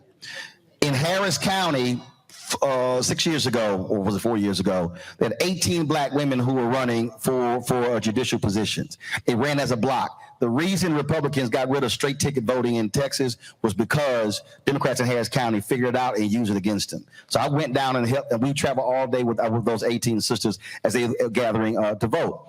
But they were explaining to people what judges do. And so that's what we have to do. We have to connect what the judges do, so our people go, that's what they do? Yes. So when your child or your cousin or your church member goes before a judge, this is one of the judges. This who will decide whether they go to juvenile, or whether they go to prison, or whether they go to or get some kind of deferred case. So we have to explain to our people what the judges do. The second thing is most important. You say she lost. I would ask, what did she lose by? Very little. That's my point. Very little. So then what has to happen, we got to go straight old school. Okay, voting numbers are public. You could literally go down and pull a precinct and see this precinct has 700 registered voters, 38 voted. Well, if she lost by a couple of hundred, that one precinct, if you literally go door knocking that one precinct 3 to 4 times, that one precinct could put her over the top. So this is what we keep doing. And I'm telling you, I travel all around the country and I see it everywhere, so I ain't picking on nobody. What we do is we go, man, we got to vote and hope they show up. Right. In every group that I've been a part of, I always counted votes. When I was on the board of National Association of Black Journalists, we pulled out a Unity Journalism Color Convention. We were in the board meeting and they were trying to fight to keep in. And they were like, well, why you ain't said nothing? I'm like, I ain't got to say a damn thing. I got 12 votes in my pocket. Y'all can have all the conversation y'all want to. I said, I already got the votes. This is all meaningless talk.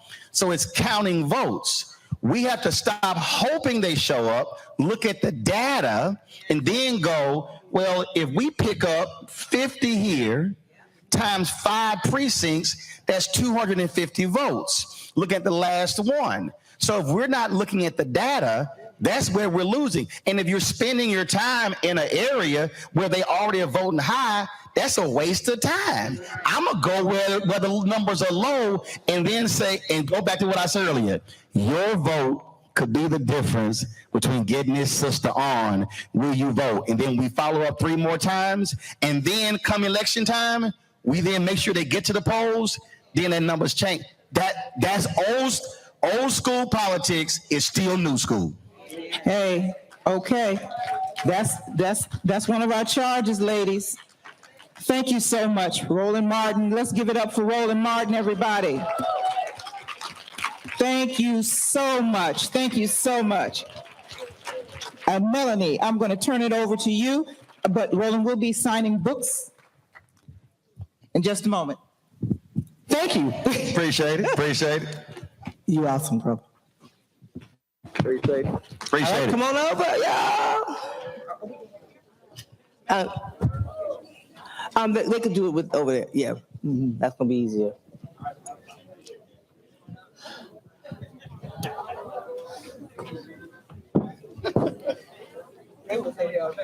Oh, read that.